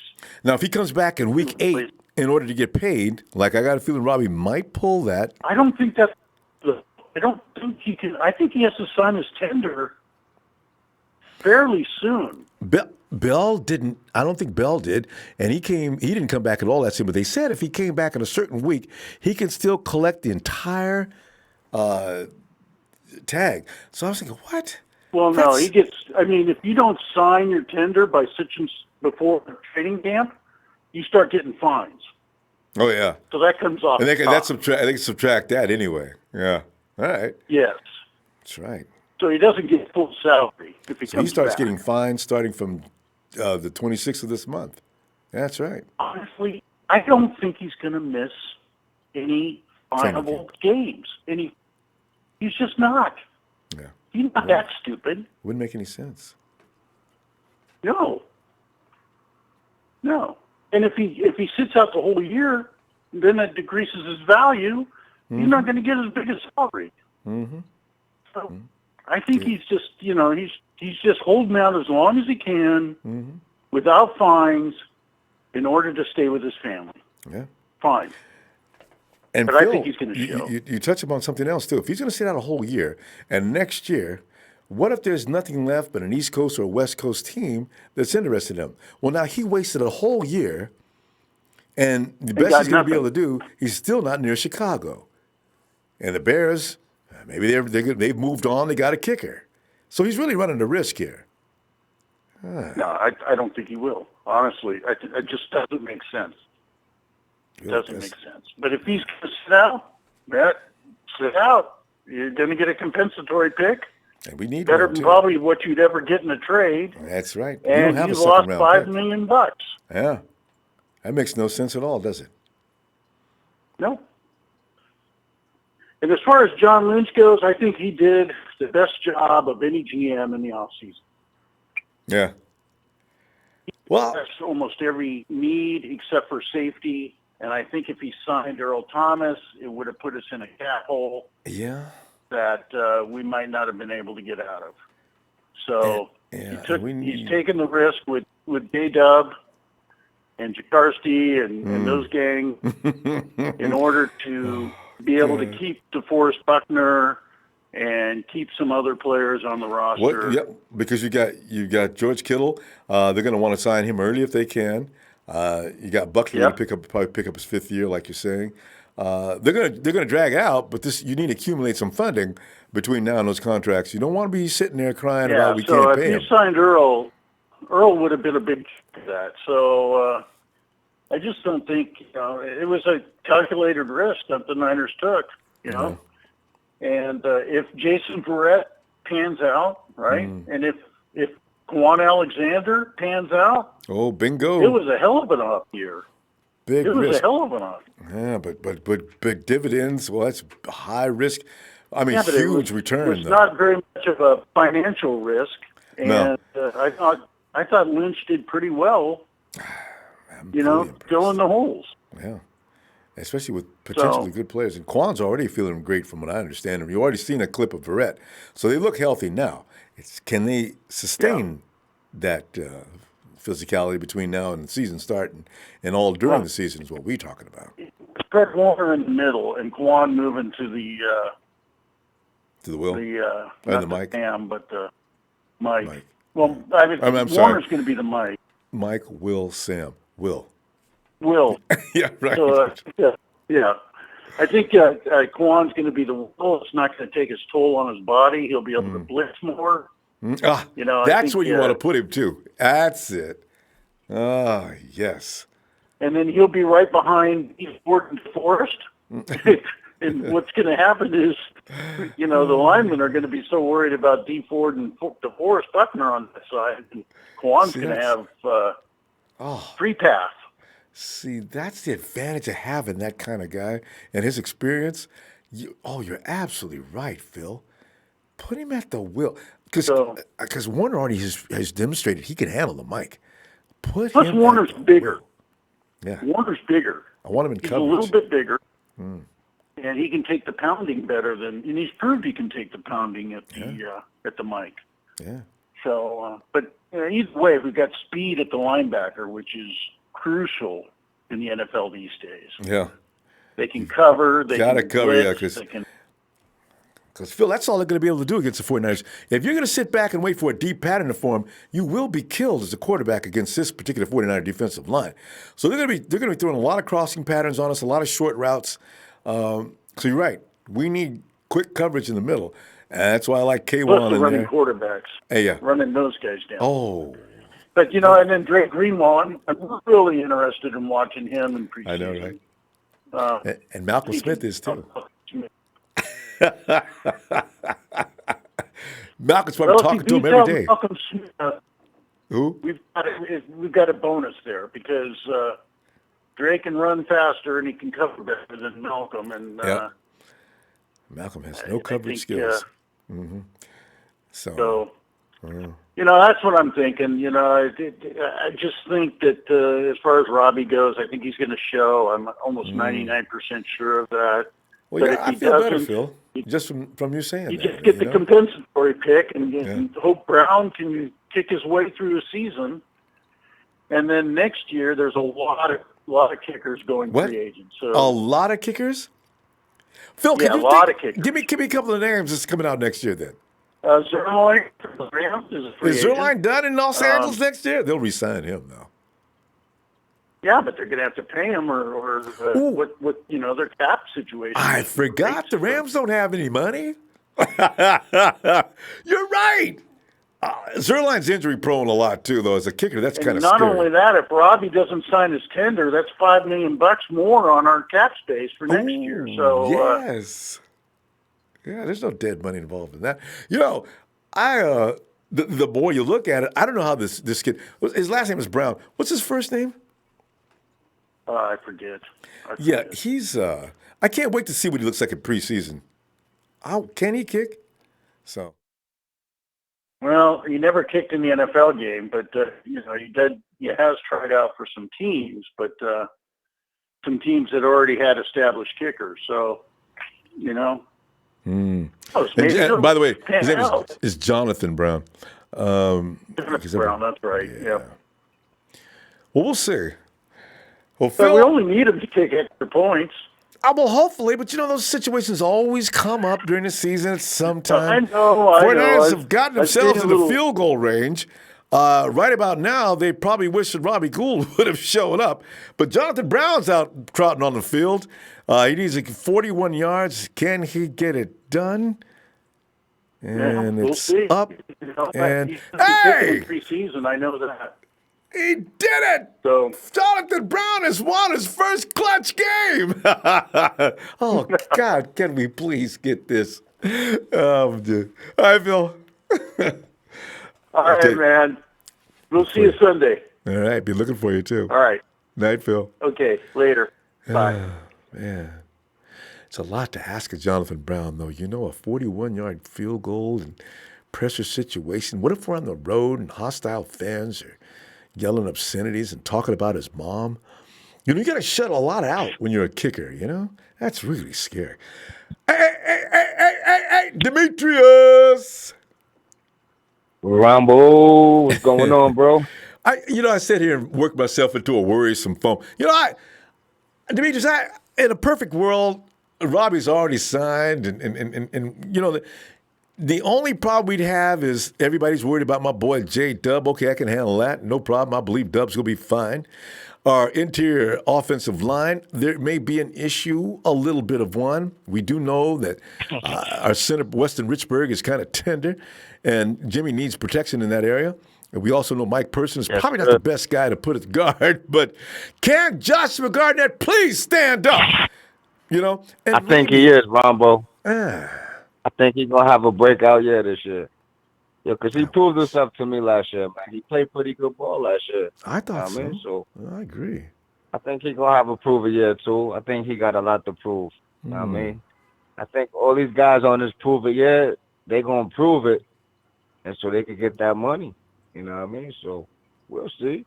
But I think Garnett going to have a breakout year. I think he ain't no slouch because he wasn't no slouch in college. You can't really. It was tough.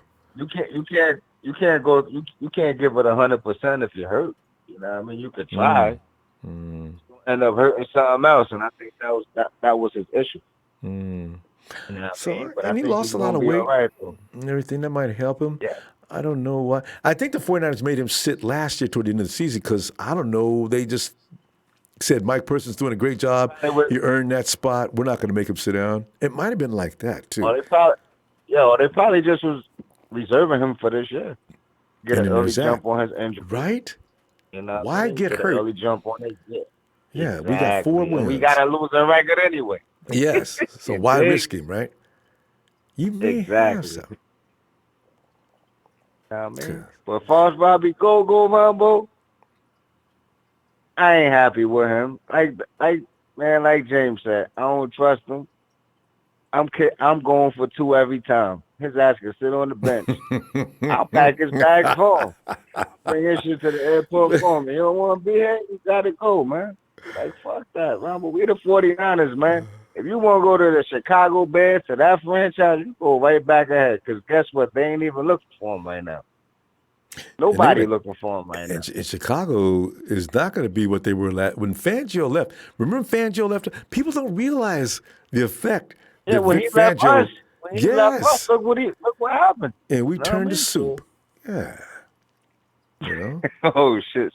Trying to eat soup with a fork, man. No, exactly. People beat us up. A team would have never set a record on the 49ers as far as a run game. They would never set no record against a Fangio defense running the ball. Are you crazy? Nah, man. They did. Nah, and they sure did. Damn. But damn, Rombo, it's crazy though. But I Robbie Gould, he pissing me off. We getting nothing but good news, and he's the bad news guy. I know. Really? Fucking One of the most kicker, reliable more players we people. had too. You could set your watch to this dude, and now he's hanging out. I want to go home, man. I want to be with my family. Man, you guys trying to keep me away from my family. Robbie, stop crying. You're a grown man. This is what you do. You only do it for a few months a year. Your family, bring them to the West Coast. Oh. You know what? That sound like to me though. He's ready to retire, man. That's all. Yeah. That to me, that's what it sounds like. It sounds like he don't want to play no more. That's it. If it's not the Bears, he don't want to play. So, bye, Robbie Gould. I ain't gonna call you Gold no more. You Robbie Russ. Robbie Russ. I know, right? Here you go. Anyway. Tarnish. Shit, Robbie Ronbo. Tarnish. How your night going, bro? Hey, you know what's going on? You know what's so funny? Nowadays, I could be walking along because, in this world where, Demetrius, just face it, there's a lot of terrible things happening on this planet. If you block it out and you just think about your football team, your life is like a lot more happier. You know what I'm saying? But then I think about Robbie, and all of a sudden the misery of the world is in my mind. Robbie, come on, man. We need somebody to kick the ball. As much as I like to say, we so happy with us last year. Man. He seemed happy last year. I thought so too. I don't know. Maybe I don't know, Ronbo. And he even said he wanted to be with a winning team. What? Robbie, we're ready. See, we can win. That right there, when he said that was a low blow to me. Like I felt. Imagine how we feel. Imagine how John Lynch and Kyle Shanahan and the rest of the players feel on the team and the coaches and shit. Like, really? You gonna be able to win a team? Yo, he stepped foot in that parking lot. He getting like 1,000 black eyes, man. I know, I know, right? In fact, you're right, Demetrius. When he walks in the locker room, people may look up. Oh, you finally decided you'd join us? Are we still? Robbie? Are we good enough for you or what? I can see Kyle coming in. Oh, come on, guys. Let's not do this. No, Coach. Let him explain what he meant by he wanted to be with a winning team. I would too. If man, bro. Yeah. I would have his ass. What was that movie, Rumble? 3 O'clock High? When that kid got beat up in the parking lot back in the day? That'll be Robbie Gould. Yo, after practice, your ass is mine. Looking at the clock all crazy. But it's all good. We don't need his stress though, man. If he stays Rombo. If he want to go, see you. Know what I mean? But yeah, Rombo, I was calling to talk about this 14-2. We cooking this NFL schedule like stew. My first ingredient is the Tampa Bay Buccaneers is the first ingredient in my stew, baby. It's 16 ingredients, Rombo. Tampa Bay first. But is it 16 you ingredients? Know what I mean? That's going into my NFL stew, because this is how it goes. 14-2, cooking that NFL stew. First ingredient is the Bucks. Then the second one is whoever we play next. And the third ingredient is going to be the Browns. You know what I mean? That's how I'm doing it this year. You got Cincinnati. You got Cincinnati, and you also got the Steelers. So, and then you got the They're going to go in the stew. They're going in the stew, Rambo. They're getting cooked up because we're going to cook their asses this year. I really feel it this year. We can compete, and all it's about now is confidence. First game they win handily. Yep. Second game they win and beat the Steelers. If they beat the Steelers at home, I think they'll realize their potential and go. So that's all we need. A little bit of a spark. Get them going. Watch that fire burn, baby. For real. Demetrius, you go. Don't let it burn this year. Oh, man. Go ahead, Rob. I'm sorry. No, I'm saying we got to go. But Demetrius, appreciate you, fam. You know this. I look for you Sunday, okay? Nah, Rambo, you already know. I'll be there, Rambo. Yeah. Yes, sir, man. You enjoy the rest of your weekend, and on the Empire, man. Or have a blessed Friday, man. See you, Ronbo, man. Weekend. Thanks, Demetrius. Have a good night, fam. No doubt, bro. You too, man. Yeah. Oh, it's JT. JT. See, I was laughing about Raider fans not showing. It is a Raider fan found his way in here, and he's in there starting trouble. Raiders, JT, where you at, man? And Break Davis says, man, real talk, our defense is going to be sick AF. Just watching Bosa and Ford film. These cats are the truth. I'm telling you, man. If there's one thing that's legitimate on this team, it's D Ford, DeForest Buckner, the double Ds. But Jimmy G probably likes those guys. And then you got Bosa on the other side, DDB attack. Ooh. Alonzo Westbrook says, hey, 49ers for life, love for what you do. If I got a right RF, free safety, Aiden Colbert was good friends with Kendrick Norton. Really? Defensive line from Miami lost his arm in an accident recently. Ooh. Oh. I read about that the other day, and the report ended by saying, it was yesterday, report ends with he's in stable condition or something like that. He's in an emergency unit, but he's in, I said, wow. I don't know about, it was, the report finished off, what? That's terrible. Poor guy. George Cruz says, prediction 11-5, bold predictions 4-4 at home, and 7-1 away. Ooh. 4-4 at home. George, you probably have that backwards, though. It'd probably be easier to have 7-1 at home and 4-4 on the road. But we'll see. Jerry Fresh. Hey, man, make sure to click over to my man. Click his name. You know what we need to do? You can do it tonight. Everybody ought to go meet at Jerry Fresh's channel after we get done. Jerry said, oh my God, you guys better coming in here. Hey, what's up, Jerry? And Daniel, SF49's fan 5249. Ronbo, did you have some good Q or pizza on the 4th? Heck, maybe you had, I was getting ready to say had both, actually. You know, what I like to do, and people know I'm coming, so they turn the lights out when they see me coming. See, because I'm kind of a person that is not real rude, and a lot of times I don't bring anything to contribute to the party. So, you know, if you got pizza, you can get a little piece of that Ronbo, man. You didn't put it in the pot when we bought the pizza. I know, but I'm a guest. And the barbecue's a lot of work. You got to prep the meat, you got to marinate it and do all that stuff. I could bring over a pot of marinated meat. I usually bring just me over. Hey, Dre! My other player partner. What's going on? What's going on, Rob? Dre, man, we're sitting there trying to judge the rebuild, and of course, it's been suggested. Yeah, man, it's been suggested Robbie Gould and maybe time to trade him, but then Phil cleared that up. Don't trade him.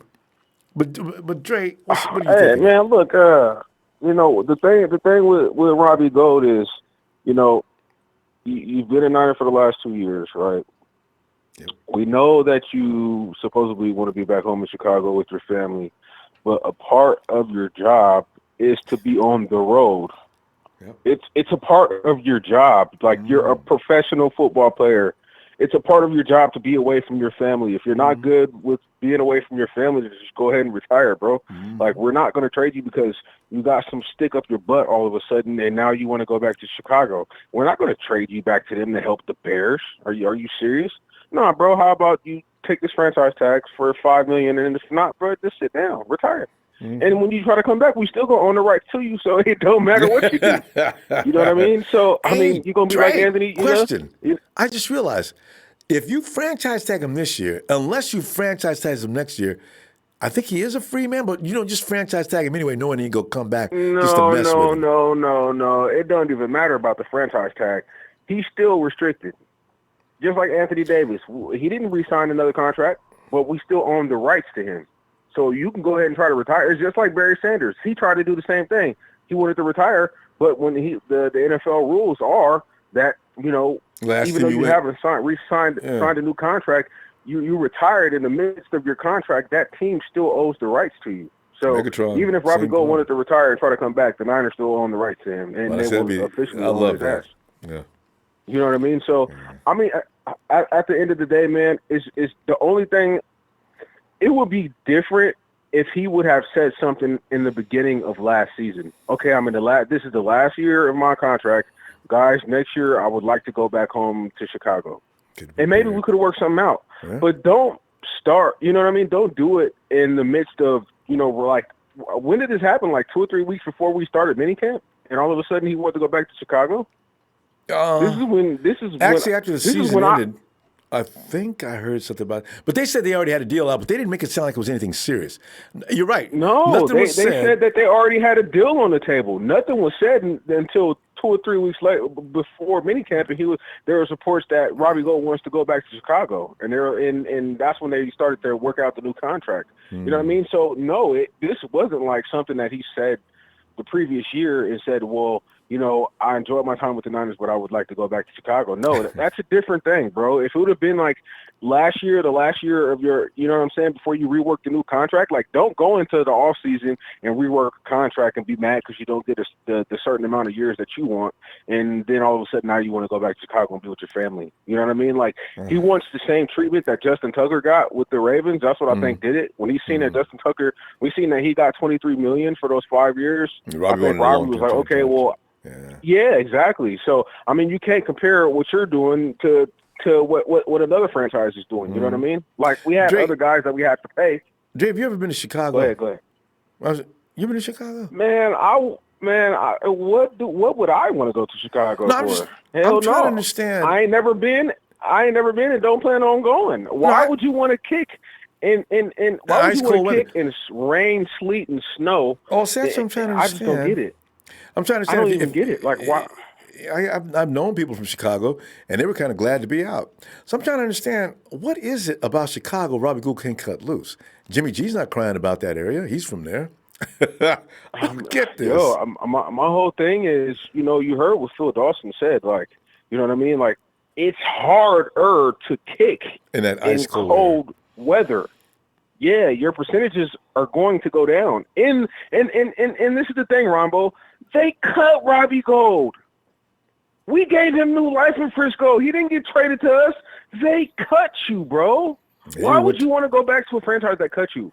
Yeah, Ronbo, why? I have no idea. Why? That's like Jordan Matthews saying, I want to go back to the Eagles or the Bills. Y'all know he got cut by the Bills and the Eagles, right? I'm just saying, you know what I mean? I'm just putting that out there. Yeah. Okay, but why? I wouldn't want to go back to a franchise that cut me. You get new life from the 49ers. You know what I'm saying? You got put back on the field. You got a nice contract, but you actually earned it. A franchise gave you the opportunity to get back on the field and prove who you are. And you know what I think it was, Ronbo? You kicking in 65, 70-degree weather consistently. That's all it was. When you're in that cold weather and it's snowing, the spots is not going to be the same. The ball is not going to come off of the turf the same way it does when the field is wet. It's coming off of ice. You know what I'm saying? Like the hold is not going to be consistent. I mean, it's a totally, the buoyancy of the ball is different. Like, it's totally different. That ball feels like a damn brick when you're kicking it. Well, you know what I'm saying? There. Like, density. It's see, totally baseball, the same bro. thing. It just doesn't carry the same. Yeah. So. It doesn't carry as much, you know what I mean? So I just feel like he disrespected the organization by not being truthful. And, you know, he's comparing what another kicker got compared to what, you know what I'm saying, to what his situation is. It's a totally different situation, you know what I mean? They could afford to give you $23 million, bro. You're going to get $5 million. And if you did what you did the last 2 years, I guarantee you they're going to pay you. You know what I'm saying? The 49ers, I think they had a 3-year deal on the table initially. He wanted and 5. It was about 14 or something like that. He wanted, yeah, man, he wanted 5. You seen that Justin Tucker money, and he felt like he was owed that. And it's like, okay, bro, I can get what you're saying, but at the same time, like, this is the franchise that gave you the opportunity to get back on the fild, and you got cut. You just got cut, bro, by a kicker who just got cut himself. It seems like Chicago don't treat their kickers good. And in that game where the Chicago Bears kicker missed that field goal, a lot of people don't realize is the ball got tipped. Against the Eagles, I've seen that ball footage. Was tipped. Yeah, the ball was tipped. Yeah. So, you know what I'm saying? So he didn't miss the field goal. The damn ball was flipped. It was tipped, and it changed the trajectory of the kick. Yeah. You know what I mean? So that's all it takes.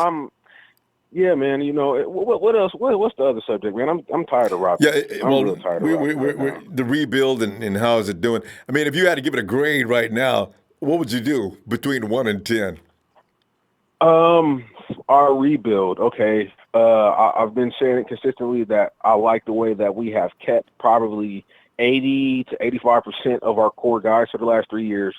We have not done like other organizations, and we have added pieces that we actually need. You know what I'm saying? Unlike the Cleveland Browns, like they just kept on adding pieces to where they already had pieces there and not looking at exactly what they needed. You know what I mean? Like, you got a Jarvis Landry, okay, yeah, if you can get Odell Beckham, you go ahead and get him. But, I mean, you got Jarvis and the tight end, and you got all of these guys there. It seemed like there's a lot of teams that were just trying to add pieces, you know what I'm saying, to try to create an NFL super team, if you could say that there is one, We didn't do that. We went out and got the players that we needed and filled the spots that we needed to fill. You know what I mean? And there were good pieces, and it was for good prices. You know what I'm saying? Like, if you would have told me that you can get somebody like Tevin Coleman for 2 years, $10 million, you know what I mean, guaranteed 8, you know what I mean, the other is incentive based, I wouldn't have believed you. Okay. So I wouldn't have believed you. Yeah. So, well, Dre. I wouldn't have believed you. Yeah, man. I'm kind of disappointed. I had to go, on a Robbie Gould rant. You know what I mean? But guys, this is real, man. Bobby's making everybody crazy. So yeah, man.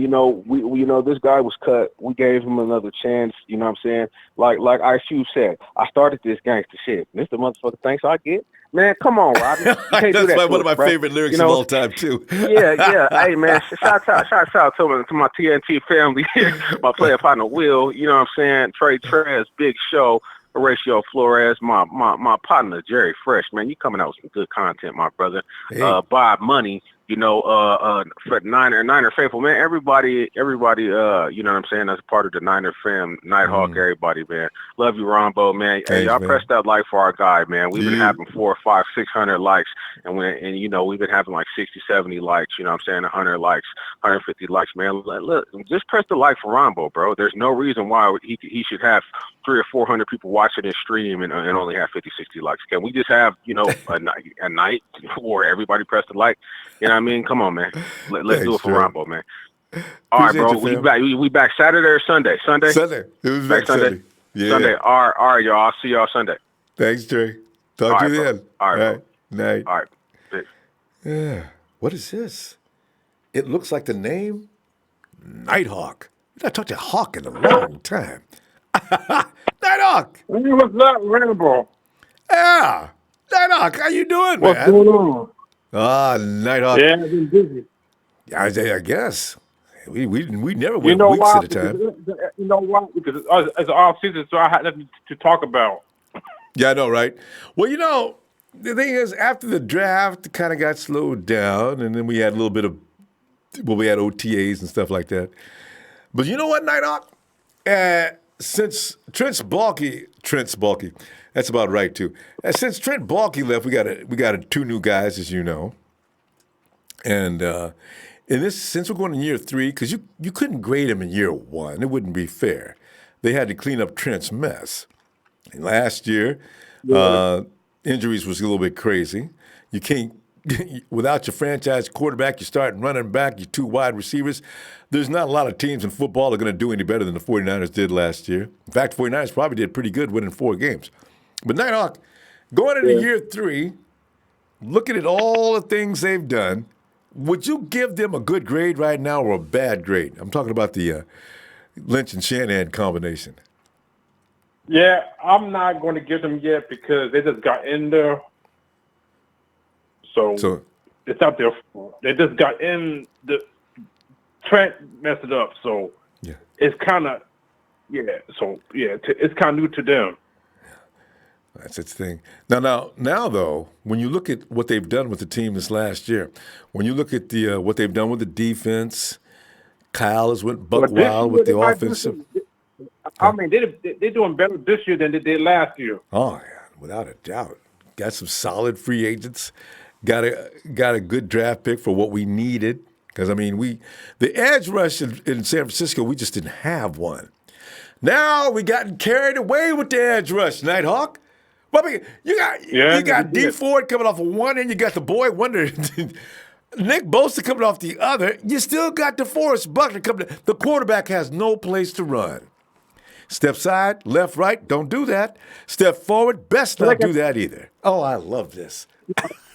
I got to talk about Ruben. See, Ruben is a grown ass man. Oh, he does not act like it, does he? I don't know what's going on with Ruben. But you can't tell him if you can't tell him what to do. He's a grown ass man. He can do what he want to do. And he does. He's a grown ass man, so you can't tell him, stay away from. If they don't want to play, they don't want to play. Yeah. And priorities, And Nighthawk. guess what? He's not playing with the Skins. He's out. Yeah. So Ruben's life is pretty. Fucking. Yeah, Ruben's life is not going real well. He's the Redskins now. So fuck him. I know he's with the hospital room or sitting at home with a leg up in one of them support systems.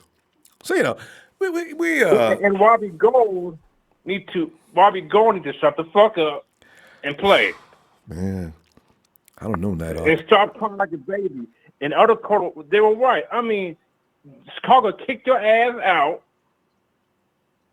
I mean, they don't want you no more. And the 49ers picked your ass up, and that's how you, I mean, what's that word? That's how you treat them. That's how you repay us. Yeah. He's, but you know what? Phil called in earlier and just realized everything he said. We're not going to trade Robbie. And if Robbie wants to sit out the season, we're going to go ahead and see if we can find somebody to kick for us. Unfortunately, that's going to be the weakest part of our game. No, we don't need him. We got all these offenses. We don't. You know what? I think he should just hang it up and then go to Chicago. Man, I hope he doesn't. I don't want to see Robbie go to Chicago now. If he's going to go back to that area, go back to Green Bay or someplace else. But you don't give him his wish. Let him go to Chicago. Fine, baby. Just evil. He couldn't play one more year. I mean, you making. I mean, the 49ers helped you out. Chicago kicked your butt out. Yeah. Come on, why would you? If somebody kick you out from the team, why the fuck you want to go back? I'm sorry. That's why I ask. Nana, have you been to Chicago before? It must be an incredible city. No. I will not go to Chicago. It's too fucking cold there. That's what everybody says. It is the home of the legendary Hawk, the biggest wind in America coming off them lakes. And Robbie can't wait to get back. He says it's about his family, though. He didn't say it's about. Well, no, he says Chicago's always been home. It's an incredible city. He says nothing but good things.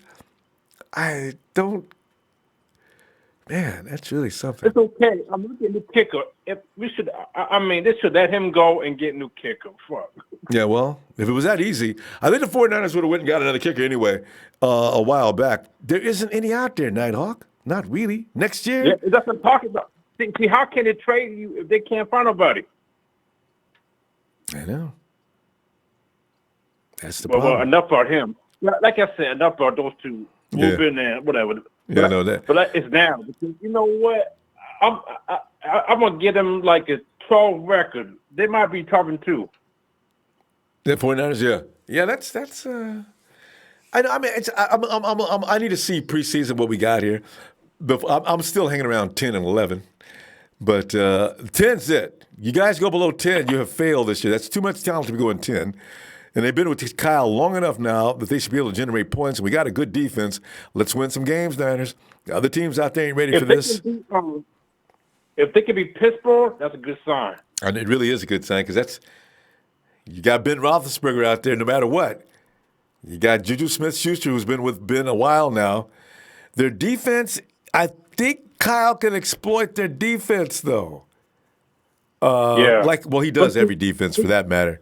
So he got me into it because Tom Brady team, you know why they always make the playoffs?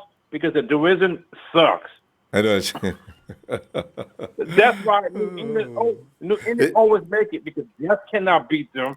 Buffalo can't beat them. Miami Dolphins can't beat them. Look out for the New York teams this year, though. They've been beefing up.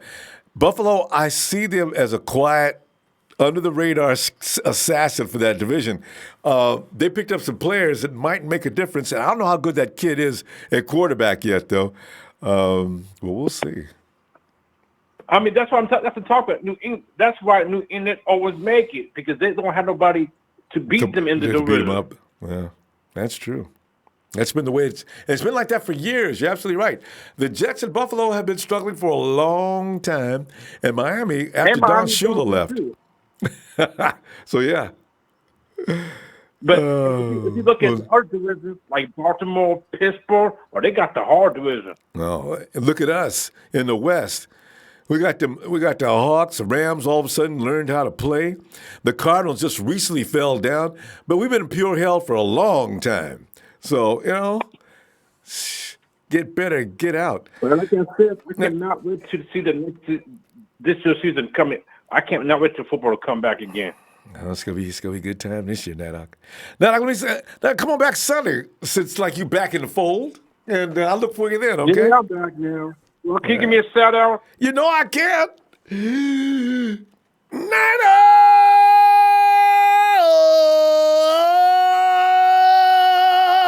It's the return of the Hawk. Before I go, I want to get out to the whole Nighthawk Club. Good. Nighthawk is out. Yeah. Nighthawk. Have a good night, fam. And speaking of the Nighthawk fan club, there's Sheik now. Sheik. Oh, Sheik. Sheik. Sheik. Sheik. I thought I heard something. I thought it sounded like Sheik. Sheik? I got to tell you something, fam. I was hoping Sheik would come in. I have really got to take a 30-second break. He's not here. I'll be right back. I got to get some music for these backgrounds when I'm gone. Ho! This call is being recorded.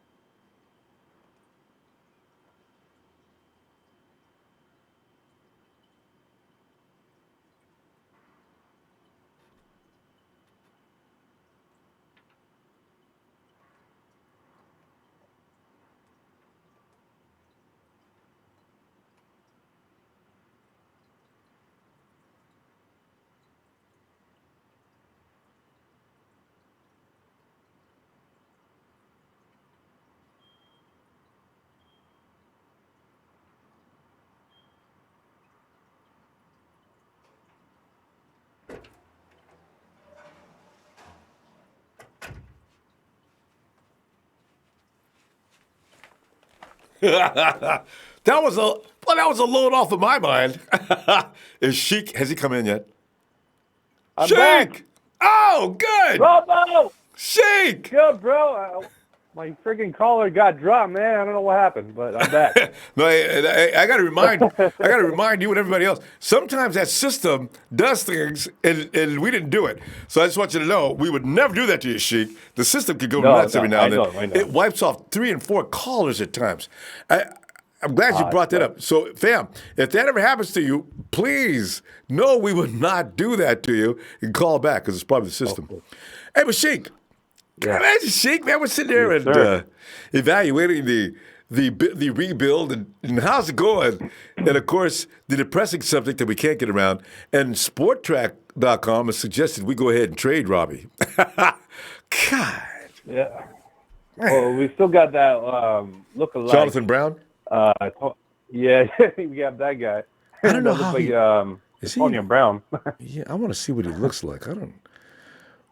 Nobody talks about him. They said he's got a strong leg. I've seen film of him. He does have a leg. He can get it up there and down the field.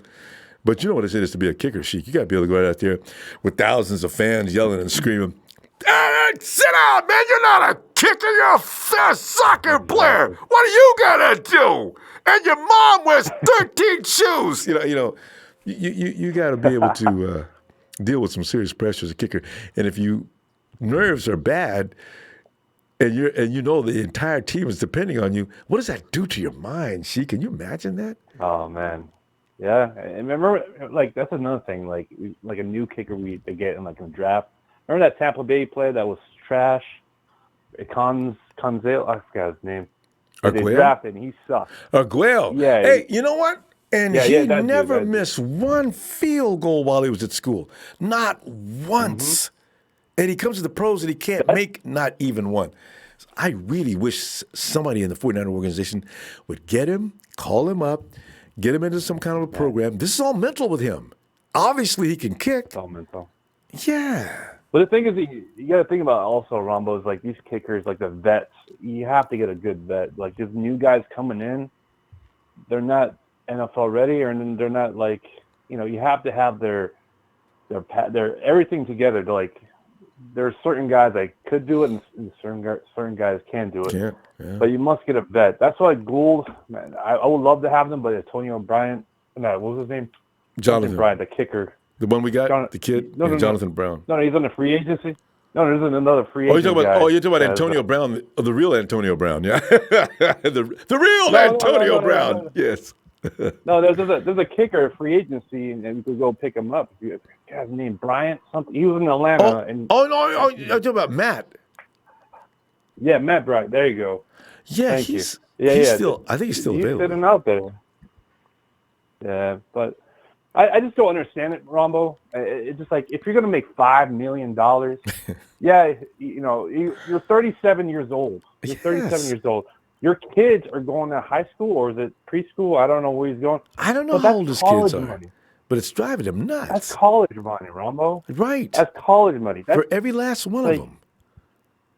Exactly. They'll be set. You don't have to worry about, I have to work. If you're going to go, man, that just doesn't make sense. Don't be greedy. Some people don't need to be greedy. Just have a 1 year and that's it. You're not going to be franchised again next year. So and you're Robbie Gould. You could probably get a job. Half the league would probably bring you in.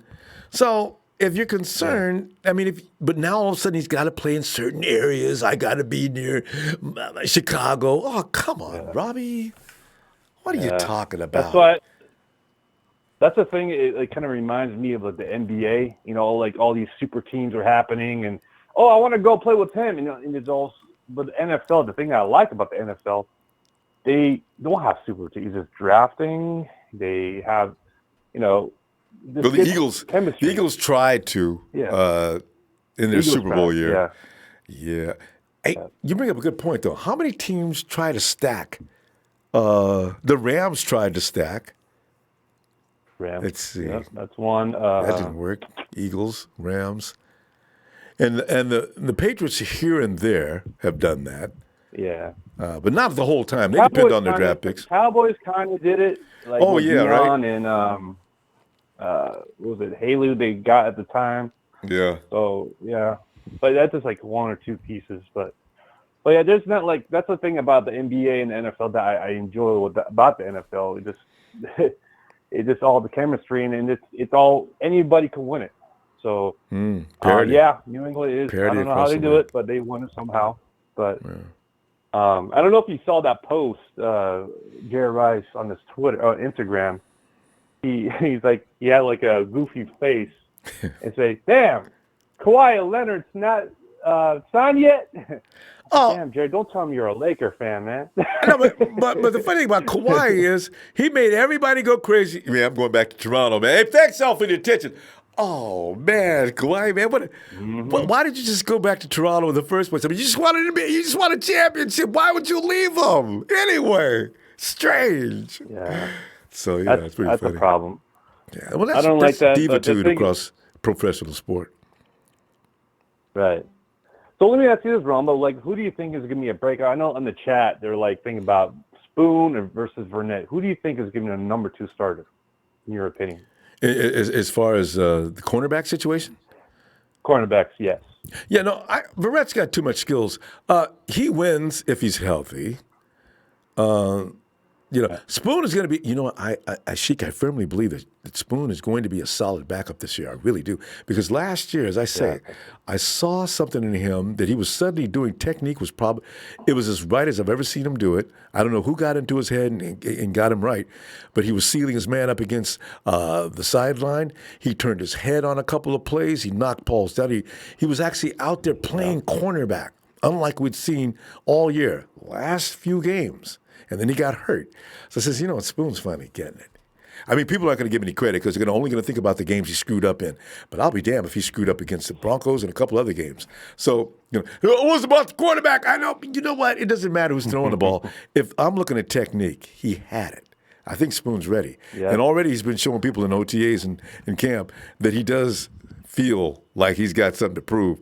So I'm looking forward to camp. Let's see what we got now. So. And another thing you also add to that too, like Vernette, he's just coming from. Normally, when you come from injuries, it takes a year to be fully 100% to like come you out. were. So yeah. So you're not going to be the same. But yeah, Ronbo. But I just wanted to call in and say that. But I just noticed that you have a belated birthday. That was 4 days ago, 3 days ago. Yeah, July 1. July 1. So happy 90th birthday for Ronbo Sports.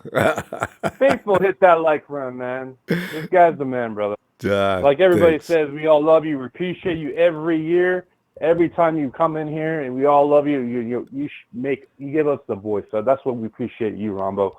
And so the thing is, there's other podcasts, this and that, but I think you're bar none the best, in my opinion. This is my opinion. And everybody probably agree. But anyways, there's some Raider fan. I just want to say this Raider fan over there. His name is Joe something. No, I saw him in there. There's a guy. There's a guy called I don't know if you remember. He has a Raider fan too. He's that show on Nickelodeon. Salute Your Shorts. The Donkey Lip. Remember that guy? Yeah. That guy has a podcast. Go over there. What are you doing over here? And don't forget to hit that like before we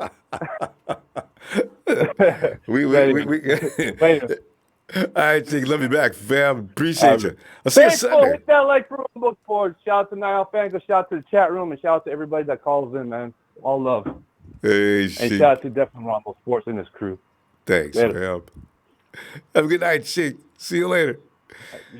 Later. Oh yeah. And hey, it's Russo. What's up, Robo? Hey, Russo.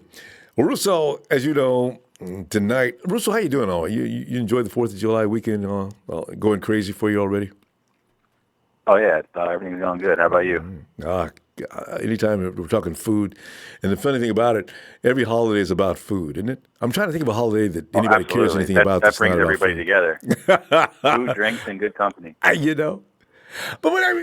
we'd have good company in Santa Clara if Robbie would come to the table and bring something to it other than what he's bringing. And also, while we're doing it, let's go ahead and evaluate.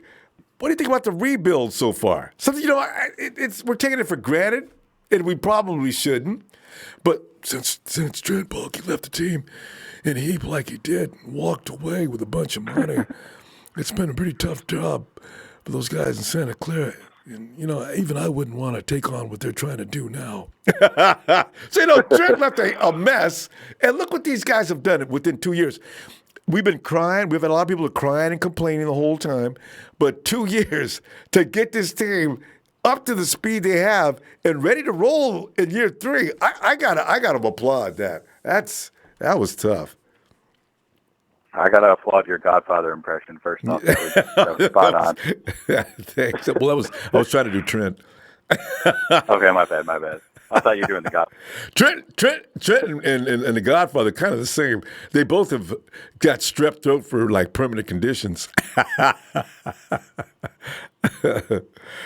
But anyway, Russo, are you ready to give him a grade as far as this rebuild goes? Did we lose Russo?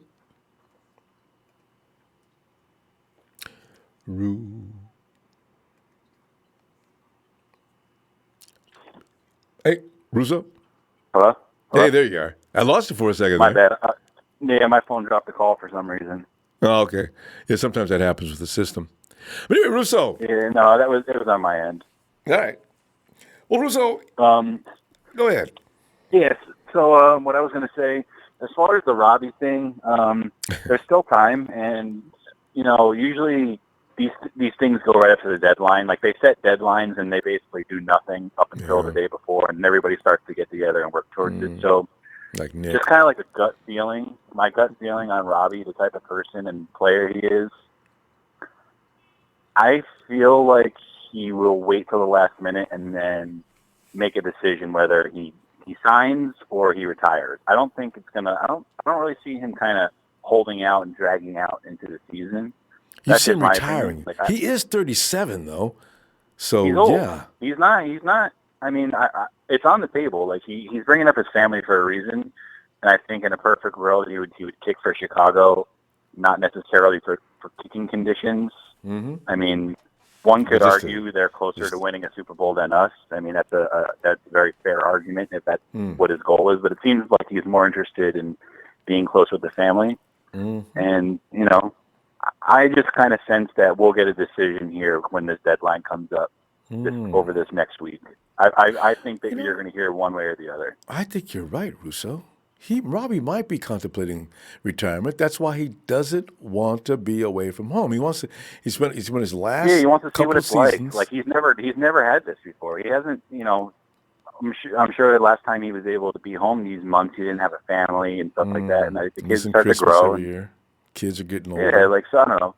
I could see him making his decision one way or the other really quick, and I just really don't feel like he's going to do a holdout type deal. I just don't think it's not about the money for him. Like he doesn't need. So either. Everybody could use $5 million, obviously, I know. but I think his life is going to be the same either way going forward, whether he has this $5 million or not. It's not going to change the quality of his life. It's just going to add some money into his bank, and I think he's going to. I expect the decision to come shortly. That's just my gut. Yeah, and he may as well because it's be fair to the 49ers. Make a decision one way. Rob, if you're going to retire, go ahead and retire. There's no need to stand. We're not going to make this deal you're talking about. So go ahead and retire and let us go our way and you go yours. I mean, Borland retired out of nowhere on us. Willis retired out of nowhere on us. And, sometimes these guys do that, and it doesn't really necessarily change our opinion on him. But if he holds out and it costs us, reps or it costs us, knowing what another the situation kicker? is. Because what if there's somebody else available and Robbie's still clowning around and we're waiting on him? Yeah, I mean, I would think. Because honestly, at this point, how many times have we needed a 60-yard field goal and asked Robbie Gould? We're like, no, he's not. We're not even going to put him out there. It's That's 50 true. and under, and then we send him out there. He's automatic, which that's the difference between him and everybody else. But I think if Matt Bryant, I think he is a very viable option, and majority of his misses come from 50 and out. He's got a leg, but he's pretty solid in that 40 to 50 range, which was pretty much what we asked of Robbie. Yeah. That's what we asked of Robbie. So I kind of feel like if that's what we needed to, this Brown kid, he's got a hell of a leg, but from what I've heard, he's not super accurate. He's kind of young, and that kind of takes time to develop. Yeah, it does. So. Because I don't even remember, Greg Zuerlein, when he came into the league, he wasn't making every single field goal, but he was kicking it 70 yards. And that was the value. Lots of leg with no accuracy. Yeah. Right, and then he kind of developed it over the year. Yeah. So I would kind of just, hey, let's just see what happens. Bosa hasn't signed, Debo hasn't signed, but these guys, what they do, they pick everything up to the last minute, and then they make their moves. Same thing for Dante last year. 24 hours before camp opened, they signed. It's true. But I don't understand. What is the point, Russo? I mean, are you looking for something else to happen? You want to make sure the 49ers know that you're holding all the cards? I don't understand. I really don't get it. It's just these agents trying to prove their worth. Why would you pick me over him? This is what I can do for you. I think the players just kind of stay out of it, and they're just look. Oh, yeah. This is look. I want to hire you. I want the most money as possible. I want the most guaranteed money as possible, and I want to play football. And I want to have a long career. And you make this all happen for me, and you'll get taken care of. And they want to stand out above the crowd. And I think they just kind of depending on the agents. That's why there's always one or two Rosenhaus. He was always the one that was giving people headaches because he was pushing the envelope and trying to get more for his players. And ultimately the players do respect it. So I think it's more about the agencies and the players. It's so boring. Guys, it is. Stop clowning around, guys. All right, you don't like the writing in this? Okay, we'll change this. All right, so he changes that. All right, now, are we ready to go? Oh, and now you found something else. So it's all about the language in the contract and what certain things can happen. I get paid no matter what happens, right? My entire contract. What was the point of Yeah, what was the point of this whole CBA agreement, like where everything was kind of written in stone, whether it was like it took the negotiating out of the rookies specifically, their deals specifically. Now it's like they're finding ways to like influence the language of the contracts. Like I get the injury part, or like I don't know if you remember, guaranteed money. What was the not the guaranteed money? Who did the Bears draft, the linebacker last year? Oh, he was outrageous. Kid from Georgia. Yeah, a lot of people wanted him over the guy that went to Buffalo. God, what is his name? Anyway, I know what you're talking about. He went on and on too. Right. So the deal with him, the whole hold up with his thing was that if he got like an illegal helmet-to-helmet hit, it was like I remember that. His guaranteed. Like, see, something like that. Like, I'm totally for like that kind of being like an issue. Like, look, I'm playing football. Like, if I get like some personal fouls, like that's not intentional. I mean, unless your name's Montez Perfect, it kind of isn't intentional. It is intentional. He's the only guy I know that like headhunts people. But like, you know, like something like that comes up in the contract where it's like, come on, dude, you're really going to avoid that guaranteed money because I had a helmet-to-helmet hit. You know what I mean? Like, no, I think something like that. I think he didn't want to pay the fine. All right, what's it? I forget what it was. Yeah. I remember it specifically had to do with personal fouls and then something with the fines or the guaranteed money. It was all tied together somehow. Okay. Because the guaranteed money, if the helmet-to-helmet shouldn't, I don't blame him if he argued about that because that could be an accident. It could be a bad call on the official's part. Absolutely. So. But as far as fines, I know like sometimes they miss calls and then they fine people later in the week, or sometimes they make calls and then they rescind the fine. So they do review. There is a process for it before they just like. It's not just based off the call on the field, but I mean, just in general, something like that could hold up a contract negotiation. Yeah. And Parag probably gets like, all right, you know what? When you guys get ready to make a deal, just let me know. Yeah. He's the master. He's the master. Yeah. So he's the only guy that I would never second guess Parag. He's the man. He's good. He saves the organization money, and players come out there looking like they're satisfied, which is amazing. Oh yeah. Normally, it's not both parties are happy. One of them's okay with the deal, but they're not excited about it. But everybody seems happy when Parag gets through. So yeah, you're right. It's just like everybody points to the Jimmy G contract. They point to the McKinnon contract. They point to the Quan Alexander contract. But guess what? We get out of all those after year 2 or year 1. Free. Almost exactly. So you can say they're bad contracts, but until you really read everything, all the little fine black print, you don't even know what you're saying. You're just kind of reacting to something. To I mean, they're still crying about Juice's contract. And they were crying about Garcon's contract when he first came, but it was everything's front loaded, guys. Yeah, as I'm saying, it's not going to hurt the finance fair, and Jed can afford to spend the money. Loads. Yeah, at the time we had to spend the money. Doesn't hit up against the cap anyway. Right. Anyway, Russo, we've ran our time. I'll tell you what. Right, well, got some time Sunday. I'll be looking for you. Shit happens. Yeah. All right, bro. Oh, and I didn't know if you know it was Malcolm Smith's birthday today. So, I know. I was ignoring it. Okay, you're ignoring. I was going to say, he is family. He's still family. So happy birthday to Malcolm Smith. Happy birthday. That's true. Right, there you go. I mean, you never know. You never know. He could help us this year too. Who knows? All right. He might. All right, Phil. Have a good night. Thank you. Now here's JT. Let's see if tonight we can actually bring up Sleeping Beauty, JT, who gets his rest no matter what else.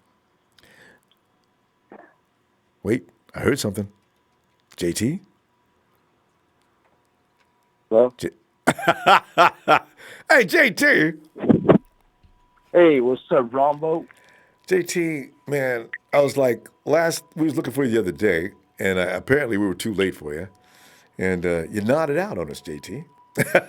No, my brother called me on. My brother's locked up right now. He's in prison right now. So no! He called me on the other line, and I answered it, and I was trying to.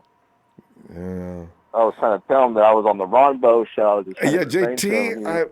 God, I'm so sorry to hear that. Okay. Well, you did the right thing, then. Got to talk to him over me for sure. And then by the time I clicked back, I turned over. I was like, I just barely had missed you. Yeah. Well, JT, It's all right. You can make up for it now, fam. I mean, whatever you had to say, we'd love to hear it now.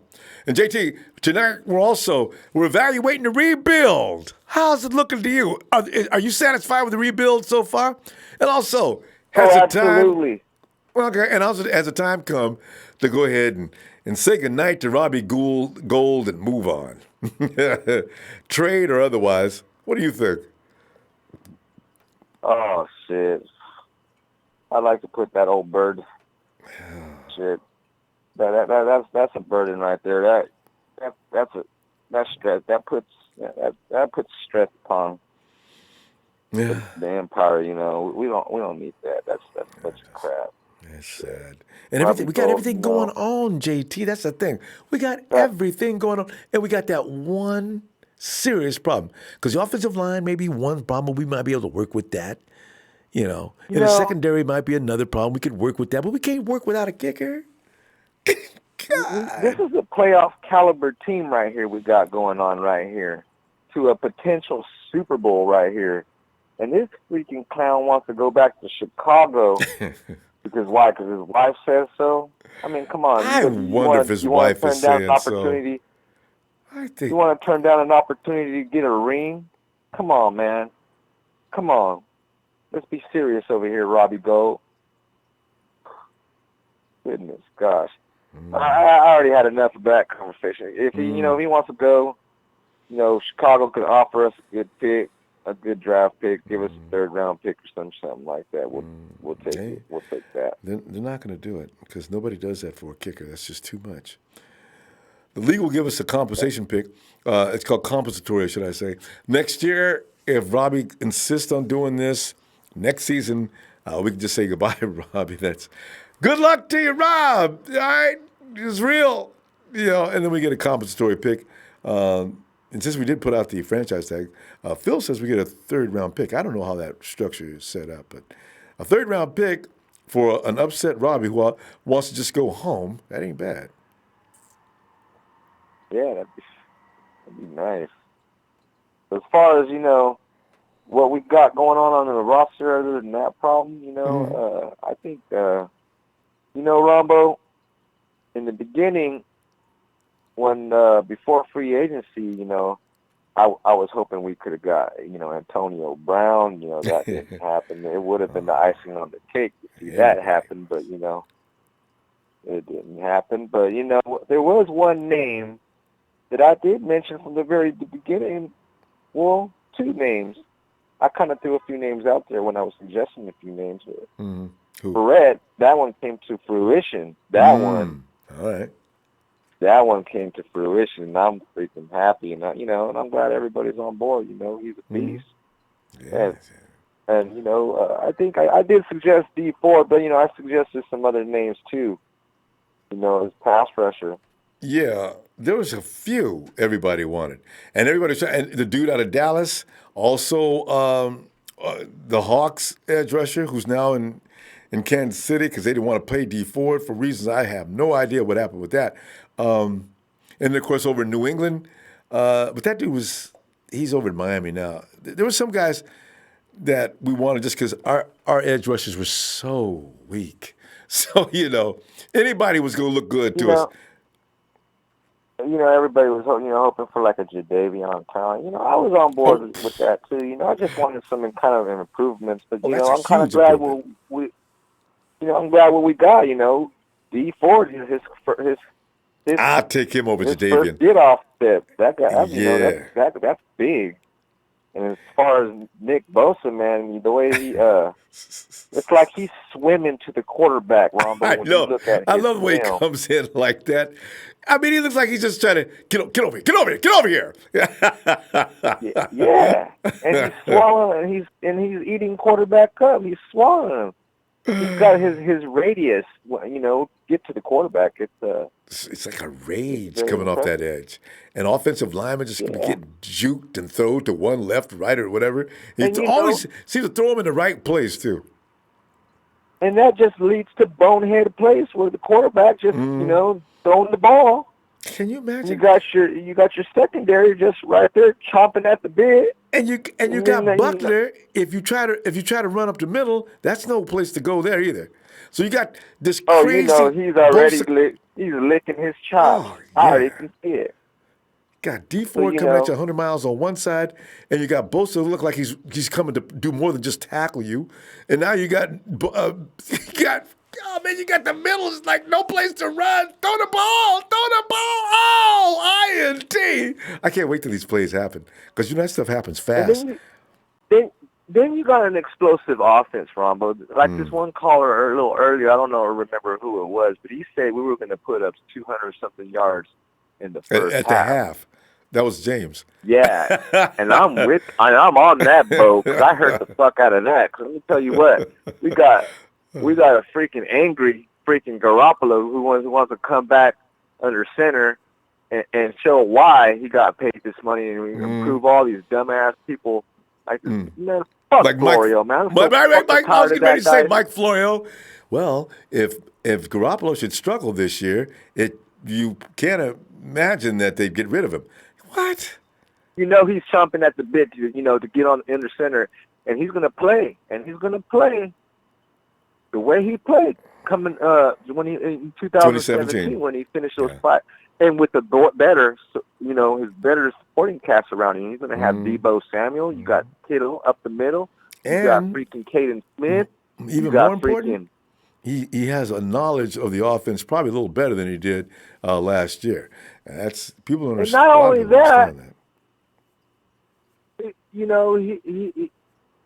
he's been like some other callers said. He's been getting some tutelage from Mike Shanahan. Yeah. And then he's got during this off time right now, while before training camp, he's taking a few receivers to his quarterback guru to sharpen up his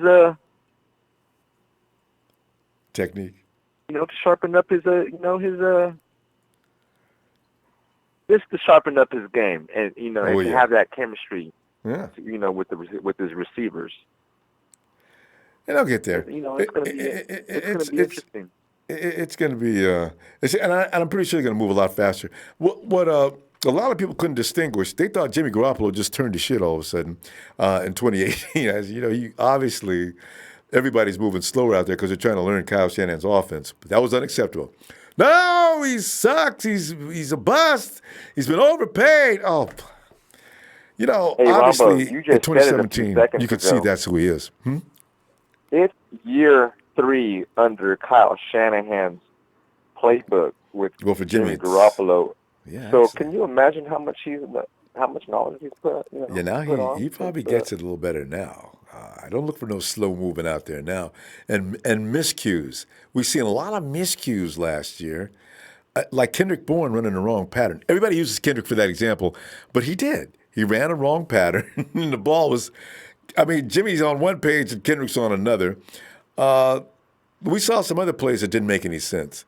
So Jimmy has to do what he does. I'm supposed to throw the ball into an area. That's what Kyle Shanahan's offense is all about. He throws people open. There was a few plays where I was like, where'd the fucking ball go? Through a few defenders' hands, you'll have like two defenders or maybe 3 on a receiver. Yeah. And you would think the ball's deflected or something or intercepted, and you got a receiver with the ball in their hand. Jimmy's brave. He will throw that ball into a tight window and without hesitation. That's what I like that about him, though. Yeah. Don't be scared. He is a risk taker, and I like that. Confident. JT, I'm gonna tell you what. We gotta go, and I'll be looking for you. Hey, Rombo, let me say, you didn't get that report where they were talking about comparing Jimmy Garoppolo to Kirk Cousins earlier today? Yeah, I posted that up. It's Mike Florio who wants he wants Cousins. Florio's a Vikings fan. He wants Cousins out of Minnesota, and he thinks that if he could trade him to Shanahan, because that's Shanahan's guy, used to be, and then he can bring Jimmy G to Minnesota. Mike Florio's not fooling nobody. He's so full of shit. Hey, Robbie, before I go, do me one more thing. Do me a favor. What's that? This is going to be a short. Just give me a little small installment. I'm going to make a short and a sweet. Okay, we'll give you a quick song. Okay. And now, a final second. Let me holler at you. Go ahead, JT. Hey, Mike Florio. Go fuck yourself. I knew you were going to say that. JJ, we'll see you Sunday, fam. All right. All right. Niner Empire. Oh, God. Florio. I mean, Florio said, I was listening to that show. Florio's sitting there talking over and over. You know, Jimmy, this could be the year for Jimmy Garoppolo. And, you know, Kyle Shanahan really does. The connection between him and Kirk Cousins, it could mean a deal between the Vikings and... No, it doesn't, Mike. We're not going to... And Kirk got overpaid by the Vikings. I'm not going to take that. It's James. It's not that, James, but it's another... James, what's up? Hey, Ronbo, how we doing? Fam, man, just sitting back here, man. We looking at the rebuild, and so we feel good about the rebuild up till now. Here we are going into year 3. It took them 2 years of pain and suffering. Now they got some solid backups, and you can look at the guys they picked up. You figure George Kittle, Matty B, actually, and Fred Warner, and Mike McGlinchey. Just a few of the personnel they've added since they've been with us. And now maturity, 1 year, 2 years, these guys have grown up a little bit. I mean, how are you going to grade that rebuild? And if you feel like talking about Robbie, Sport Track says it's time for 49ers to trade him, and your feeling on that? All right, my man. I really like what we're doing so far, for the most part. There's some things I would have changed personally as far as draft goes sometimes, but obviously it's not like we have a bad draft either. You know what I mean? Like, we have a good draft. So there's some players I would have rather had, though, but that's okay. We're going to talk about what we have. You know what I'm saying? Not what we don't have. We're going to talk about what we have. And I know this, man. I just know that our rebuild, we got a lot of weapons now. We got a lot of depth. And I think that we got players that, I don't think that we have anyone that's going to step in and be, real trash. You know what I'm saying? Yeah, like the year before. Yeah, we really had some trash. Nobody's going to be a burden to us this year, I don't think. I think even if except the only thing I would worry about so far is our secondary. Other than that, and that's just because of the injuries that we had. Other than that, if we get the same guys to stay healthy, it's good. But you know how that goes sometimes. Yes. But look, man, I'm looking at. I think that we'll have one of the best offenses, top 10 offense. We should have a top 10 offense, and if things pan out well with the defense, we should have top 10. And if it's been that Solid hasn't had the players that he needed for a while, then we're gonna find out, because this is the year. Yeah, exactly. Got it now. Got it now. And Verrett's looking good, man. I'm seeing these videos of him. You know what I'm saying? Doing these cornerback drills. He's got several weeks to go. He'll be better than that. Hey, man, it sucks. I hate to say this, but I always pretend that I pretend, not in a bad way, but I pretend that he's not on the team because, it's a luxury to have him healthy. Yeah. You know what I'm saying? Good way to look at it. So I pretend that he's not there so I don't get heartbroken. It's like I don't want to get heartbroken if I hear anything bad. You know what I'm saying? So, God forbid. But my man Verrett is going to be an X factor. Bosa is going to be an X factor. These linebackers is going to be flying everywhere. I was going to say, and Quan might be too. These analytics are going to get proved wrong. Yeah. Yeah, and Quan is going to be good, man. Quan's going to be ready to go. And I'm just ready to prove everybody wrong. It's just, it doesn't make sense. Okay, last year we was real hyped. Okay, we were real hyped. But way better than we are last year in my eyes. And I don't see how anyone else's eyes that we're not way better. And when they're trying to trash us now, it doesn't make sense. It's stupid. I know. And if it's not on the networks, you can't go to social media, James, without some dude, 49er fan, huh? Boy, y'all is trash. You always will be trash. And you ask, what team are you supporting? Gotcha. Rams, man. We own this. Oh, here we go. I'll stay there for 2 or 3. I may have something else to do. Me and him go talk, boy. I had one yesterday. And I'll tell you what. But something people can't say about, they always try and say, there's no talent on that roster. Can't say that anymore. I don't know how many people, exactly. And at that, the 40 yards ago to tell you that right now, I don't know how many teams had at least more than one player at that. You know what I'm saying? Richie James was there. Marquise Goodwin was there. We was doing it. We was showing out. Could have sent Matt Breda. Hey man, that run game. I'm just excited to see what happens with that, man. I don't even know what to expect with this offense because everyone is interchangeable. Mm-hmm. Everybody is interchangeable. So I think we're gonna. I really think that Shanahan's got his offense that is going to be one of the best offenses that he's had.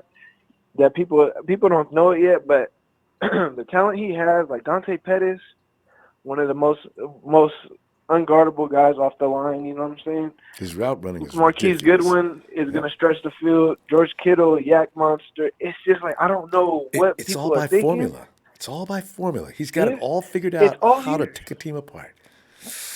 It's all here. Jalen Hurd can be at tight end. There's going to be too many mismatches for Shanahan. Shanahan has essentially created an offense where there's going to be too many mismatches. The number of mismatches for our offense is going to outnumber the people on defense. So we have 11 players that are going to outmatch a top 10 defense that's like has 9 players that can match with them. Well, it's still a mismatch. You see what I'm saying? It's still multiple a mismatch. So multiple Shanahan's a skills. genius. I see what he's doing. About 8. But look at all the multiple positions, James. You got your entire backfield. All of them are able to run routes. I mean, Jack McKinnon and Tevin Coleman can run routes all day. You can line them up on the edges, right? And then you got Jalen Hurd, you just mentioned. I got Matty B, who learned how to catch the ball last year, but I want him running that zone stretch all day. I love when he does that. All day. He's great with it, man. Oh, man, your wide receiver core, like you mentioned, you've got the speed factor. You've got Dante's runs routes that just break ankles, you know.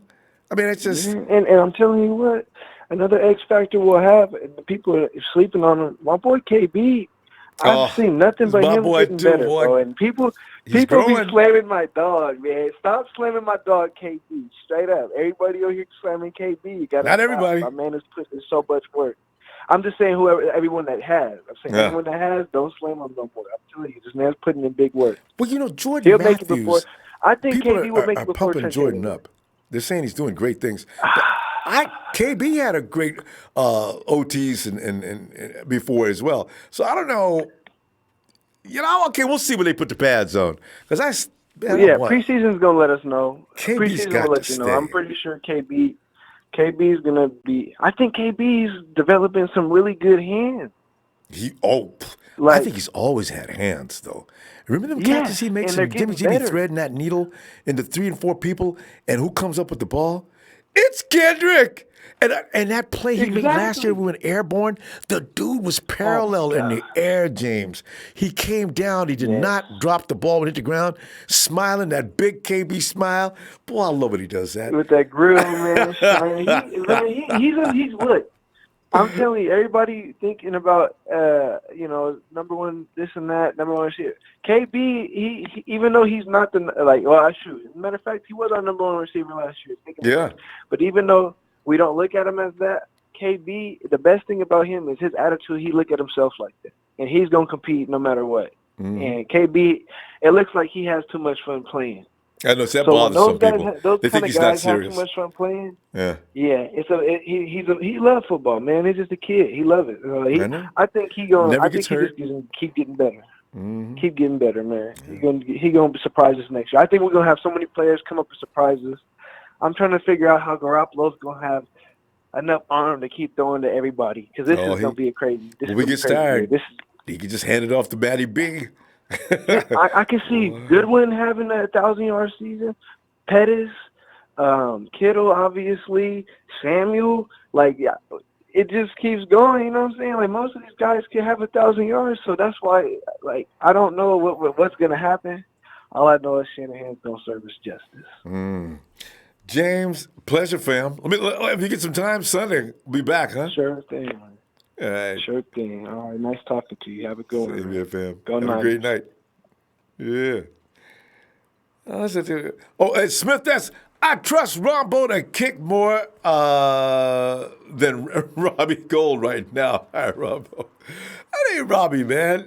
He's keeping an entire half of America.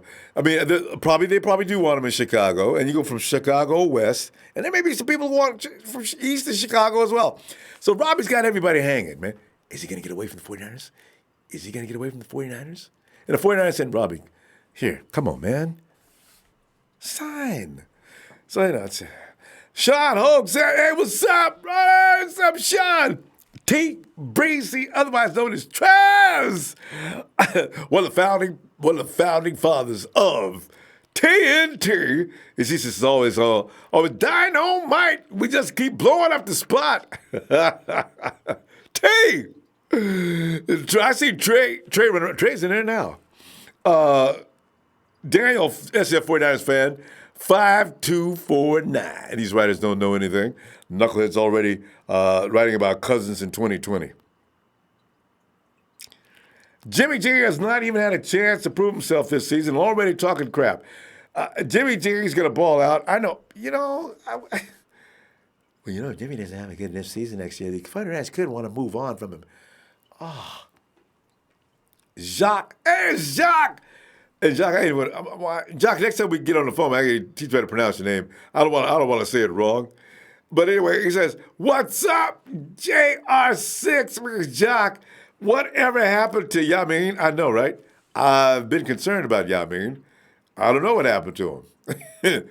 Break Davis says, think Dante Pettis will have 70 catches, 1,200 yards, 8 TDs. We will have three guys break 1,000 yards receiving, Pettis, Kittle, and Goodwin. Can you imagine? Wow. And then we got guys running on the ground. Because I still want to see Matty B, who last year got 800 yards on a bad leg. I still want to see what we could do with Matty B, but he get less carries this year, won't he? And Jordan Kelly says, who are you starting 3 receivers game 1? I'm going to have to go ahead with my boys from last year. I'm going to work Debo and Hurd in as we go. But I want to see, of course, I'm gonna go with Dante, of course, starts. And I'm going to go ahead and put, I got to put Goodwin in for now. And you know what, though? We could platoon him because I don't want him getting hurt because you know how he likes to do crazy things and get hurt. Okay, Debo's go spell him, bring him along slowly. Jalen Hurd can spell Dante on occasion. But that's my starters. So I got, and in the slot, I'm going to have to go with Trent Taylor. You know what? Jordan Matthews or whoever we got, I don't know what's going to happen with that spot. Debo, at some point, it's just an interchangeable offense. But Trent's going to be in the slot. Dante, Goodwin. Yeah. George Kittle, my tight end. This is just so many options. These wars will be won in camp. We'll see. Slick, 6'8", Slick down in L.A., 6.4. Earthquake! Slick, you okay? Good to hear. I forgot to mention that. L.A.? Let me Slick. Let's get ready to rumble. Keys, Pettis, Debo will all go over 1,000 yards. Everybody believe in that? Empire strikes back, 49ers. I like to spread the ball around a lot. Yeah, you can see that with this offense. And Jamal says also, I have a testimony to tell you. They no longer prick my fingers because the blood sugar's so great. I don't need insulin anymore. Hey! Good, Jamal! Glad you. Jamal's got a serious condition that he pretty much stays in the hospital a lot. So keep a prayer for Jamal. V. Golden! Yo! Van Life 1, 2, 3s. Who's next up over Robbie? Is Jonathan Brown kicking field goal or kickoffs? What's the practice update? See, that's the thing, Van Life, that's bothering everybody. The only thing we know is Mitch Wisnowski is going to be our punter, and Robbie is acting as if he doesn't really want to play with the 49ers right now. Jonathan Brown is a project that they're trying to teach how to kick. So we have things to be concerned about as far as our field goal unit. Chris Barker says injuries seem to kill us every year, ever since 2014. Hopefully we can keep everybody healthy in camp. Camp seems to get everybody injured in something that means nothing. That better not happen this year. How many players did we lose last year in camp? Oh. And then there's Jerry Fresh. Panthers versus 49ers on October 27th. See y'all there. Jerry! And Derek Dawson, be sure to click over to Jerry Fresh when you get a chance. Just click his name, take it right to his channel. He's got a lot going on, Jerry. Boy, Jerry knows what he be doing. Derek Dawson, I hope our DBs and safeties ball out. Then no one will be able to talk, and it would prove that people just need to stick with being fans and not coaches or GMs. Prayers. They all ball out. Derek, words of complete wisdom. I'm telling you, man, because people got to stop picking on my boy J-Dub. I ain't playing. Hank Moody says, "Hey, Robbie can take his behind down to Chicago. We don't need nobody who don't want to be here. We definitely need to go after that Bryant kicker, man, and send Robbie's ass home." Yeah, I agree. Let's get a guy in camp, get him all worked up and ready to roll, because Robbie's gonna come in the last minute. I wonder if he's even training. He has to be training now. And Rousseau, sup fam? And D'Angelo Mosley, we need to take care of Robbie DeCourt.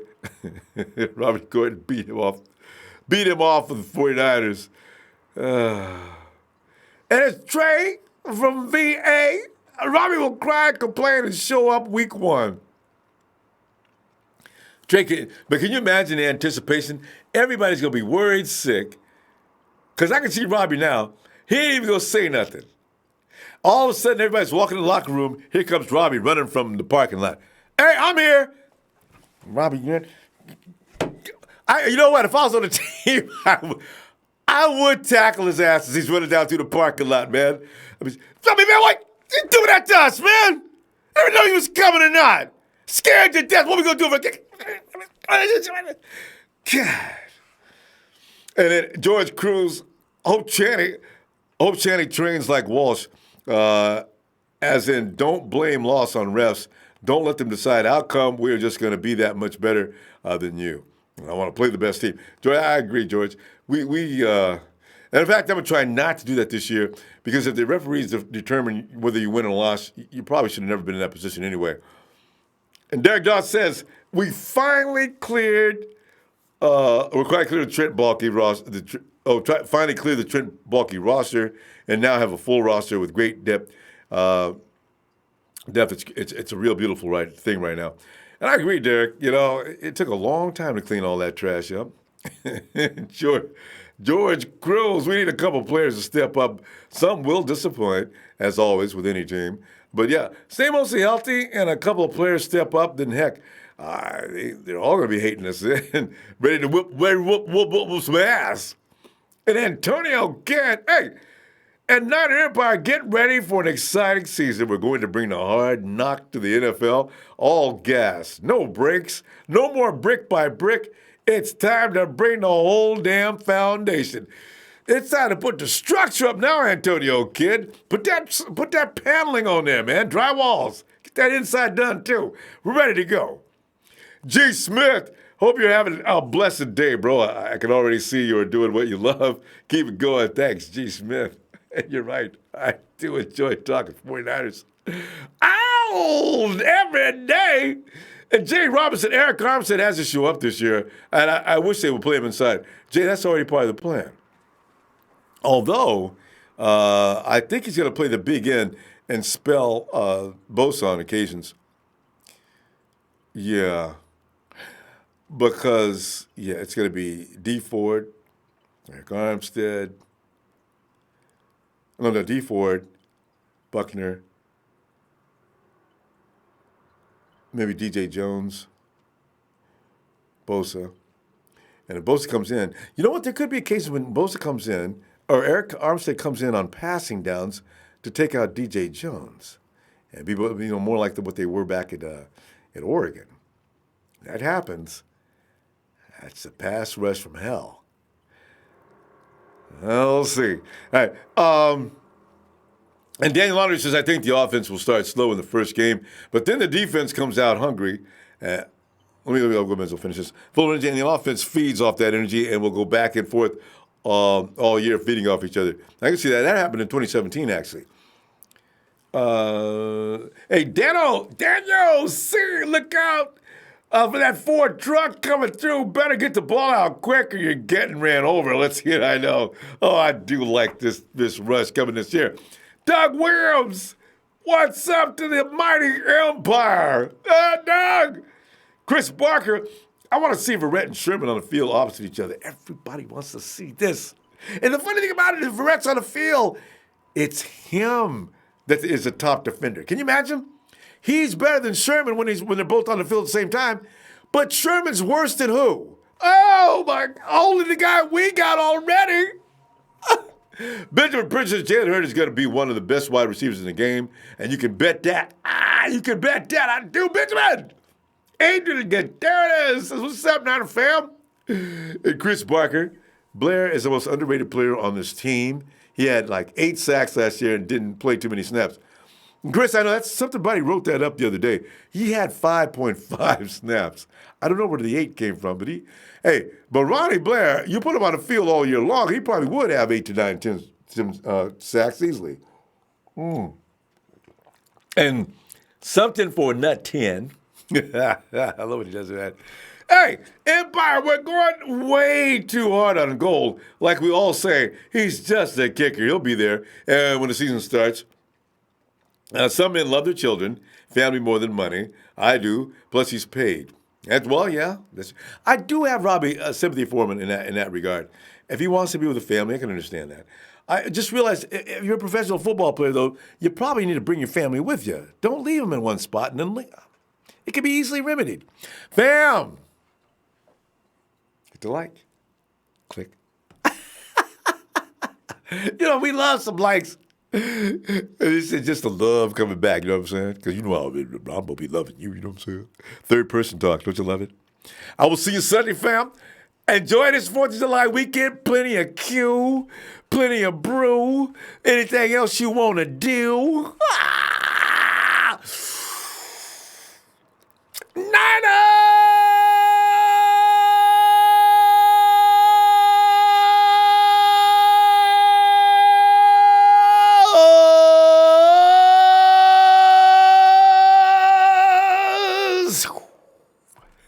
Alisa.